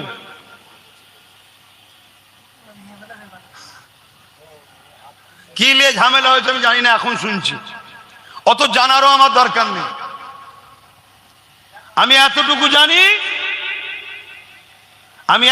জানি, এ জাতির সব থেকে বড় ক্ষতি অন্য কোন জাতির লোকেরা করে না। এ জাতির ক্ষতি এ জাতির মধ্যে কিছু মুনাফেক গাদ্দার আছে, তারাই যুগে যুগে করছে। তাই আমি আপনাদেরকে সতর্ক করছি, সাবধান করছি, লুহা না হলে লুহা কাটা যায় না। রাজ পাওয়ারে যখন তোমাকে কাটতে আসছে, বাঁচাতে গেলে রাজ পাওয়ার ছাড়া বাঁচানো যাবে না। যদি সম্ভবই হতো তাহলে আমার রাসূল পাক সাল্লাল্লাহু আলাইহি সাল্লাম মদিনা শরীফে গিয়ে সাহাবাদের এবং মদিনাবাসীদেরকে ডেকে নবী আমার ট্রেনিং দিত না যে তোমাদেরকে রাষ্ট্র কায়েম করে রাজ পাওয়ার তৈরি করতে হবে? হ্যাঁ জানি আমার রাসূলুল্লাহর ক্ষমতা আছে, আল্লাহরও ক্ষমতা আছে, কিন্তু বাস্তব দুনিয়ার সাথে আমাদেরকে চলতে হবে, সেই শিক্ষাটা নবী দিয়ে গেছে। যে অন্যায়কে রুখতে গেলে সে অন্যায়টা কি দ্বারা করছে সেই পাওয়ার তোমাকে করে ডিফেন্স করতে হবে, তবেই সম্ভব। একটা মুফতি যদি ফতোয়া দেয় কিছু, ওই মুফতির ফতোয়া কাটতে গেলে আর একটা মুফতি দরকার। শুনছেন তো নাকি? আপনি তো মোবাইলের দিকেই তাকিয়ে আছেন, আমার দিকে একটু দেখেন। শুনছেন তো? একটা মুফতি যদি ফতোয়া দেয়, তার ফতোয়াটাকে কাটতে গেলে আর একটা মুফতির কাছে যেতে হবে যে ঠিক বলেছে কি ভুল বলেছে। একটা কারি যদি কিছু পড়ে, ভুল হয়েছে কি ঠিক হয়েছে আর একটা কারি যদি বলে, তাহলে মানা যায়, তাই তো নাকি? একটা ইলমে তাসাউফ, যারা আল্লাহর ওলি, আধ্যাত্মিক শিক্ষা জগতের উস্তাদ, যারা কেউ যদি বলে ইলমে তাসাউফের এই লাইনটা ভুল হয়েছে, আর একটা যদি ইলমে তাসাউফের উস্তাদ যদি বলে, তবে মানা যায়, সাধারণ লোক বললে মানা যায় না। ঠিক তেমনই একটা রাজনীতির নেতা যখন জুলুম করে, তার প্রতিরোধ করার জন্য রাজ পাওয়ার ছাড়া সম্ভব নয়। আর যদি এর বিকল্প যেতে যাও, ওই যেমন ওয়াকফের জন্য রাস্তায় নেমেছিল, জেলে দিয়েছে না দেয়নি? কথা বলেন, ওই জেলে দেবে। বাপেরা, নওজওয়ানেরা, আর একবার বলি, মন দিয়ে শোনেন। এবার সালামটি ইয়া নবী সালামুন ইয়া রাসূল।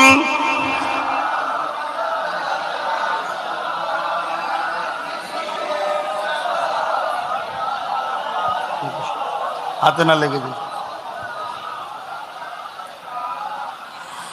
তালাল বাদরু আলাইনা মিন শানিয়াতিল ওয়াদাই ওয়াজাবা শুকরু আলাইনা মা বাগা লিল্লাহ আহিদাই ইয়া নবী সালাম।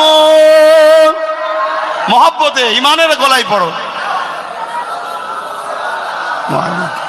ইয়া হাবিবি সালাম।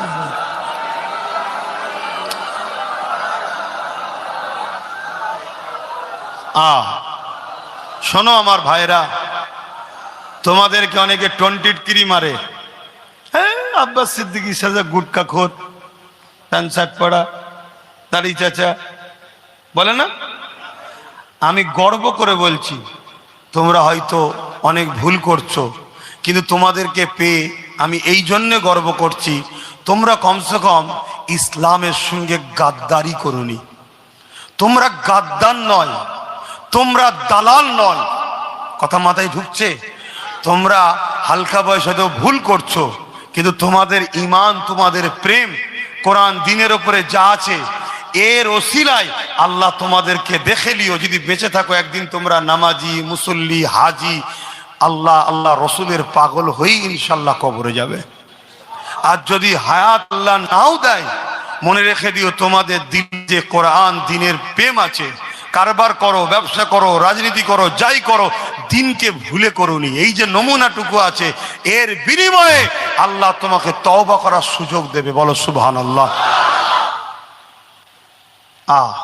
টন্টিটকিরি মারে তোমাদের ঘরে নিয়ে। আব্বাসের সঙ্গে যারা মেসে সব দেখি তো। আল্লাহ আল্লাহ বাহ্যিক দেখে না, আল্লাহ এটা দেখে। এটা কথা বুঝে আসছে? আল্লাহ অন্তরটা দেখে, অন্তর। হ্যাঁ, আমি বলছি আমার ভাইদের মধ্যে ভুল আছে, আমি স্বীকার করব না। তোমাদের মধ্যে ভুল আছে, অনেক ভুল আছে। লিবাসে ভুল, আখলাকে ভুল, কথাতে ভুল, উঠা বসার জায়গা ভুল আছে, কিন্তু তা বলে তোমরা দিনের দুশ্মন নয়, তোমরা গাদ্দার নয়, তোমরা মুনাফিক নয়, তোমরা বেঈমান নয়। আলহামদুলিল্লাহ, তোমাদেরকে পেয়েছি, আমি গর্বিত। তোমাদের ঘরে নিয়েই তো আগামী দিন ইনশাআল্লাহ গরিব দুঃখী মজলুম সর্বধর্মের মানুষের হয়ে আমরা লড়বো, আল্লাহর সৃষ্টির হয়ে লড়বো, ঠিক না বে ঠিক? আসো মহব্বতে পড়ো, ইয়া নবী সালামুন, ইয়া রাসূল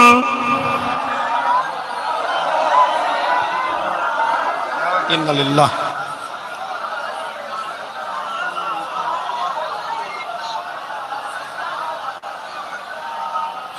পড়িল আল্লাহ আরো বাণী, পোহালো দুঃখে এ রজনী, হইল জগৎ অনুরানী, আমেনার নয়নের মনি, নবী সালাম, ইয়া রাসূল সালাম, ইয়া হাবিব সালাম, সালাওয়াতুল্লাহ। অনেক বেজে গেছে, খেয়াল করিনি, খুব ছোট করে এক্ষুনি বলে দেবো। ছোট করে বসো, ছোট করে বসো, তাড়াতাড়ি শোনেন, শোনেন, তাড়াতাড়ি শোনেন। একটা কাজ রয়েছে, কাজটা করে নিয়ে এই ফাঁকে শুনছেন, প্রতি বছরের মাহফিল এটা বাৎসরিক। ছেলেরা যাচ্ছে, যার যা খুশি একটু শরীক হন, যার যা খুশি শরীক হন। একটু দরুদ শরীফ, আল্লাহুম্মা সাল্লি আলা,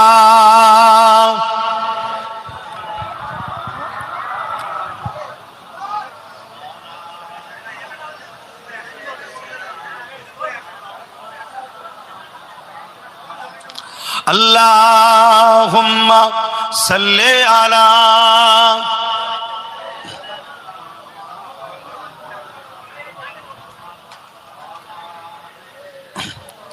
ভাইরা আমার, ছেলেরা গেছে, যার যা খুশি একটু দেন, সময় কম।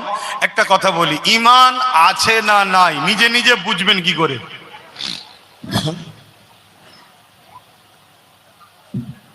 শুনছেন? আপনি নিজে নিজে বুঝবেন কি করে আপনার মধ্যে ঈমান আছে না নাই? বলবো, এটা জানা দরকার আছে না নাই?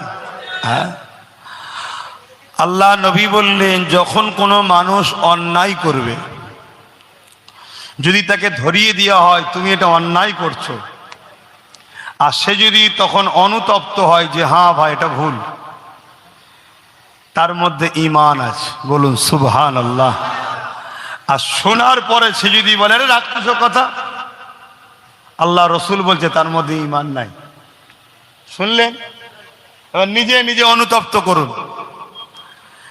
যে আমি বললাম ভাই তোমরা এই যে প্যান্ট শার্ট পরছো, দাড়ি চাচ্ছো, নামাজ কাজা করছো, এটা অন্যায়।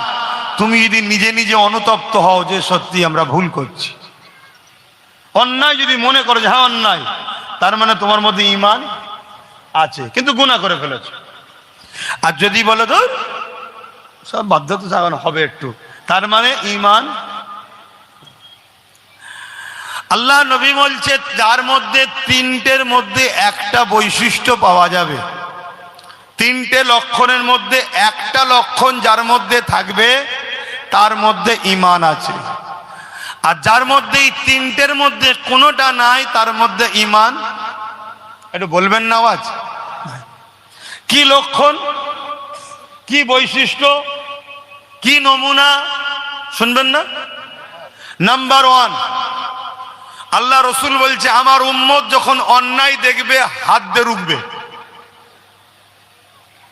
যদি এই নমুনা থাকে তার ঈমান আছে, এবং সব থেকে টপ প্রথম স্তরের ঈমান। শুনছেন? যদি উম্মত হাত দিয়ে প্রতিবাদ রুখতে না পারে, কমসে কম অন্যায় দেখলে মুখ দিয়ে প্রতিবাদ করবে, ভুল করছো, বলা বন্ধ করো। মসজিদে সাম্প্রদায়িক উস্কানো কথা হয়, বন্ধ করো। এই যে বলছি না, এটা দ্বিতীয় স্তর, ঈমান আছে। এবং শেষ স্তর হলো যদি হাত দিয়ে রুখতে না পারে, মুখ দিয়ে প্রতিবাদ করতে না পারে, কমসে কম অন্তর থেকে ঘৃণা করে দূরে সরে যাবে, তারও ঈমান আছে। কিন্তু রসুল বলছে সব থেকে দুর্বল ঈমান। আর তা না করে যদি অন্যায়কে শক্তিশালী করার জন্য সাথ দেয়, তার ঈমান থাকবে না। তাহলে আজকে বিজেপি যে অন্যায় করছে, এর বিরুদ্ধে হাত দিয়ে রুখবে যে প্রথম স্তরের ঈমান, যে মুখ দিয়ে প্রতিবাদ করবে দ্বিতীয় স্তরের ঈমান, যে অন্তর থেকে ঘৃণা করে দূরে সরে যাবে, তারও ঈমান আছে কিন্তু দুর্বল, বেঈমান নয়। কিন্তু তা না করে কেউ যদি সাপোর্ট করে ভোট দিয়ে শক্তিশালী করে, জোরে বলবেন তো? ঠিক তেমনি রাজ্য সরকার যেভাবে মসজিদ, মাদ্রাসা, কোরআন, দিন, মানুষের উপরে জুলুম, মিথ্যা কেস, তামান্নার মতো বাচ্চা মেয়েকে বোম মেরে মেরে দিয়েছে, এই অন্যায়কারীকে হাত দিয়ে রুখবে যে তার ঈমান প্রথম স্তরের। আর আমাদের হাত দিয়ে রুকার জায়গা আছে না নাই?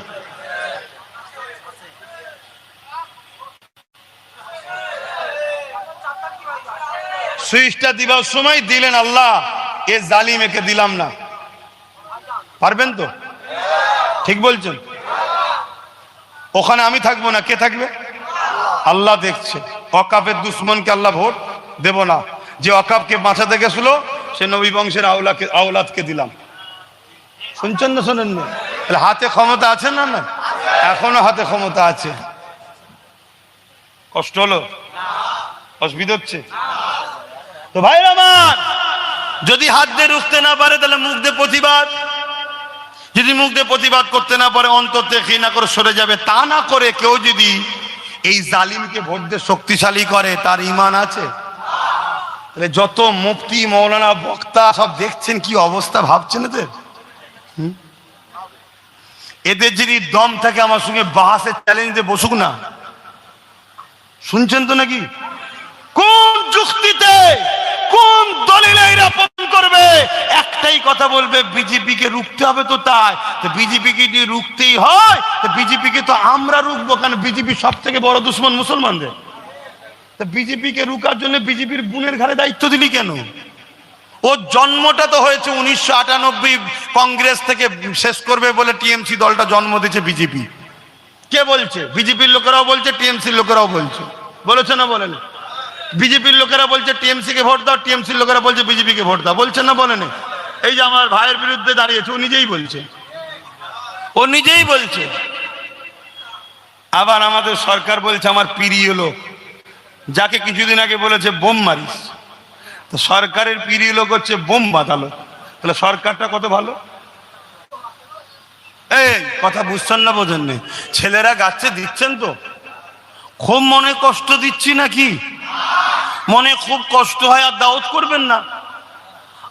আল্লাহর জাত পাকের কসম করে বলছি, দাওয়াত যদি না হয় আমি বেঁচে যাব। হক কথা বলার জায়গাও থাকবে না, বলবো না, ঘরে চুপ করে বসে থাকবো। কথা শুনছেন না? আর এসে যদি না বলি, জাহান্নামের কেঁচি দিয়ে জিভকে কাটবে কিয়ামতের দিন আল্লাহর ফারিস্তা। জিভকে টেনে কপালে পেরেক দিয়ে মারবে, হুজুরের বেটা বলে কি লাট সাহেব নাকি? হ্যাঁ, তাহলে বললে তোরা গাল দিবি, আর না বললে আল্লাহ শাস্তি দেবে। তোদের গাল খেতে রাজি, তো আল্লাহ শাস্তি খেতে রাজি নয়। গাল দে, যত খুশি দে, কিন্তু মনে রাখিস মরণ কিন্তু ফেরাউনেরও হয়েছে, নমরুদেরও হয়েছে, আবু জেহেলেরও হয়েছে, উদবারও হয়েছে।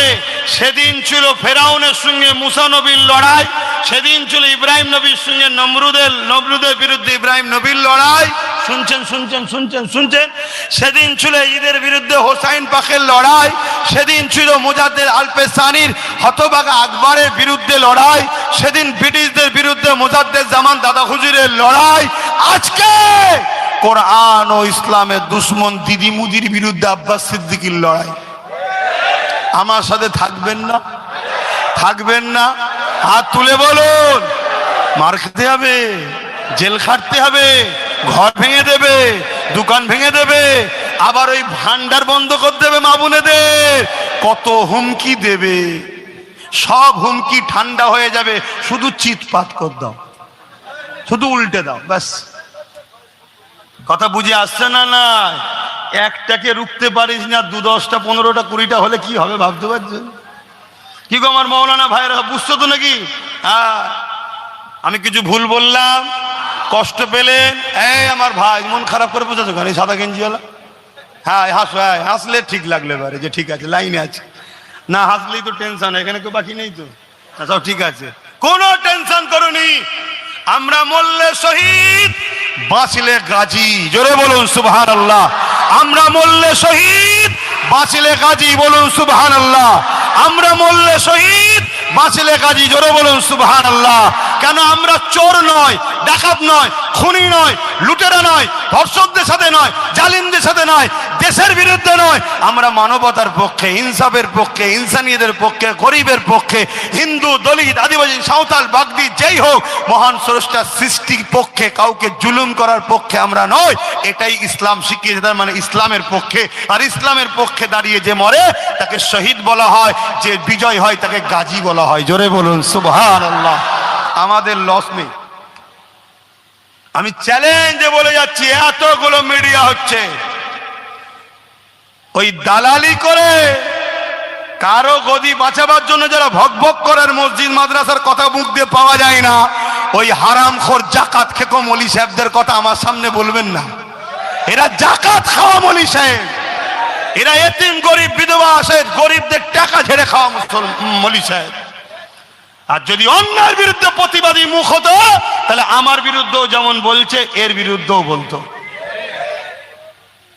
আর কথা নাই, আসেন তওবা করি। বিসমিল্লাহির রহমানির রহিম। হ্যাঁ আল্লাহ তাআলা, আমি জানা অজানা, ইচ্ছা ও ইচ্ছা সকল গুনাহ হইতে তওবা করিতেছি। আস্তাগফিরুল্লাহ রব্বি মিন কুল্লি যামবি ওয়া আতুবু ইলাইহি। আশহাদু আল্লা ইলাহা ইল্লাল্লাহু ওয়াহদাহু লা শারীকা লাহু ওয়া আশহাদু আন্না মুহাম্মাদান আবদুহু ওয়া রাসূলুহু। লা ইলাহা ইল্লাল্লাহ মুহাম্মাদুর রাসূলুল্লাহ সাল্লাল্লাহু আলাইহি ওয়াসাল্লাম। 5 ওয়াক্ত নামাজ পড়বেন, 1 মাস রোজা রাখবেন, মালদাররা যাকাত দেবেন, হজ করবেন, কোরআনকে ভালোবাসবেন। পড়তে যদি নাও পান, কখনো উজু করে কোরআনকে বুকে জড়িয়ে ধরে চুমা দেবেন আর বলবেন, আল্লাহ ভুল করেছি, এখন জ্ঞান ফিরেছে, পড়তে পারছি না, কিন্তু তোমার কোরআনকে ভালোবাসি। কিয়ামত দিন কোরআন তোমায় জান্নাতে নিয়ে যাবে। জোরে বলুন সুবহানাল্লাহ। আমার নবী বলেছে, আমার বাপের কথা শোনাচ্ছি নি, শুনছো? হ্যাঁ। তো যাই হোক, কেন কোরআনটা বই আকারে দেখছি, কিন্তু কোরআনটা অ্যাকচুয়ালি আল্লাহর কথা। যে আল্লাহর কথার বিরুদ্ধে হবে সে মানে আল্লাহর বিরুদ্ধে, আর যে আল্লাহর কথাকে ভালোবাসে মানে আল্লাহকে ভালোবাসে। ঠিক তো নাকি? চেষ্টা করি মানার, ভুল হয়ে গেছে, এর ক্ষমা আছে। আর ইচ্ছা করে মানবো না, এটা কি জুলুম নয়? এটা অন্যায় নয়? তো যাই হোক, অনেক কথা বলে ফেললাম। জুম্মার দিন দরবারে থাকি 10টা থেকে 12টা, তারপরে বাদ জুম্মা আব্বাজান বসে, 10টা থেকে 12টা থাকি। কারো কোনো দরকার থাকলে যাবেন, আসেন, আল্লাহর কাছে দোয়া চাই। আল্লাহুম্মা আমিন। আয় আল্লাহ, আমি স্বীকার করছি আপনার কাছে, আমি আপনার দিনের পক্ষে বলেছি, আপনার দিনের দুশ্মন যারা তাদের বিরুদ্ধেও বলেছি। আল্লাহ, আপনি যদি ফেরাউনের বিরুদ্ধে কোরআনে বলতে পারেন, নমরুদের বিরুদ্ধে বলতে পারেন, তা আপনার কোরআনই তো শিখিয়েছে আজকের যারা দিনের দুশ্মন তাদের বিরুদ্ধেও তো বলে, এদেরকে শিখাতে হবে, শিখিয়েছি। আল্লাহ, এর জন্য অনেক রকম গালিগালাজ কথা শুনতে হয়। খোদা, তাদেরকে হিদায়েত করেন। যদি হিদায়েত কপালে না থাকে, তাদের বিচারটা আপনি করবেন। আল্লাহ, আজ এখানে যতগুলো আমার বাপ, ভাই, মা, বোন পর্দার আড়ালে বসে শুনলো, প্রত্যেকের আশা বসাকে কবুল করেন। হাত তুলে তুলে সাক্ষী দিয়েছে, মালিক আমাদের সাথে আছে। যদি সত্যি আমাদের সাথে থাকে মালিক, শুধু দুনিয়ায় আমাদের সাথে রাখবেন তা নয়, আপনার কাছে ভিক্ষা চাই, আখেরাতেও আমার ভালোবাসার বাপ মা ভাই বোন একসাথে সব জান্নাতে আমাদের রাখবেন। আল্লাহ, আল্লাহ মাহফিলকে কবুল করে, দাতাদেরকে কবুল করে, প্রতি বছরে যারা শরীক হয় কবুল করে। এসব মিলে কিছু সওয়াব দেন, আমার নূর নবীর দরবারে সওয়াব পৌঁছে দেন। হুজুর আব্বাজান, আম্মাজান, পরিবার, সাহাবা সাহাবিয়া, 4 পীরান পীর, 4 ইমাম হুজুর দেবীর সওয়াব পৌঁছে। আল্লাহ, হাবিবের খাতে রহমত করে, দয়া করে, মেহেরবানি করে আল্লাহ আমাদের প্রত্যেকের পীর ও মুর্শিদ মুজাদ্দিদ জামান দাদা হুজুর উপাকে সব পৌঁছে, দাদা হুজুরের 5 কলিজার টুকরা খলিফা হুজুরদের রুহে রুহে সব পৌঁছে দিন। আয় আল্লাহ আমাদের প্রত্যেকের বাপ কুল মা কুল দাদু কুল দাদি কুল নানা কুল নানি কুল শ্বশুর শাউরি মাই মুরব্বি কুল যারা চলে গেছে জান্নাতি করেন, যারা বেঁচে আছে নেক হায়াত দারাজ করেন আল্লাহ। আয় আল্লাহ তামাম বিশ্বের বুকে শান্তি দেন, তামাম বিশ্বের মোমেন মুসলমান নরনারীদের জানমাল হিফাজত করেন। আয় আল্লাহ হাবিবের খাতিরে আমার দেশের মোমেন মুসলমানদের জানমাল হিফাজত করেন, আমার রাজ্যের মোমেন মুসলমানদের জানমাল হিফাজত করেন। আমার দেশের সার্বভৌমত্বকে নিরাপদে রাখেন, আমার দেশকে ভালো রাখেন, আমার দেশকে দেশের সেনাবাহিনী, বিএসএফ বাহিনী, পুলিশ বাহিনী তাদেরকেও নিরপেক্ষভাবে কাজ করার তৌফিক দিন। সুস্থ ভালো থাকুন, তাদের পরিবার বাচ্চাদেরও সুস্থ ভালো রাখুন। আয় আল্লাহ আমার দেশের বসবাসকারী হিন্দু, দলিত, আদিবাসী, সাঁওতাল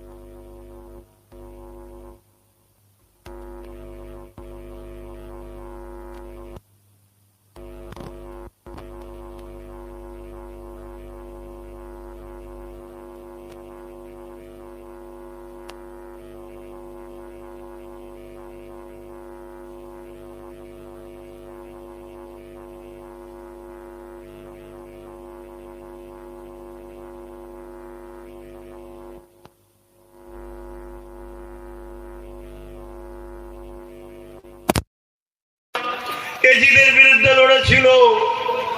আজকের দিনে আমরা হোসাইনি হয়ে দাঁড়িয়ে আজকের এজিদের বিরুদ্ধে লড়ছি। আল্লাহ আল্লাহ আপনি আমাদেরকে সাহায্য করেন। আল্লাহ আল্লাহ আপনি আমাদেরকে কামিয়াবি দেন। আল্লাহ আমাদের অকাতকে আপনি হেফাজত করেন।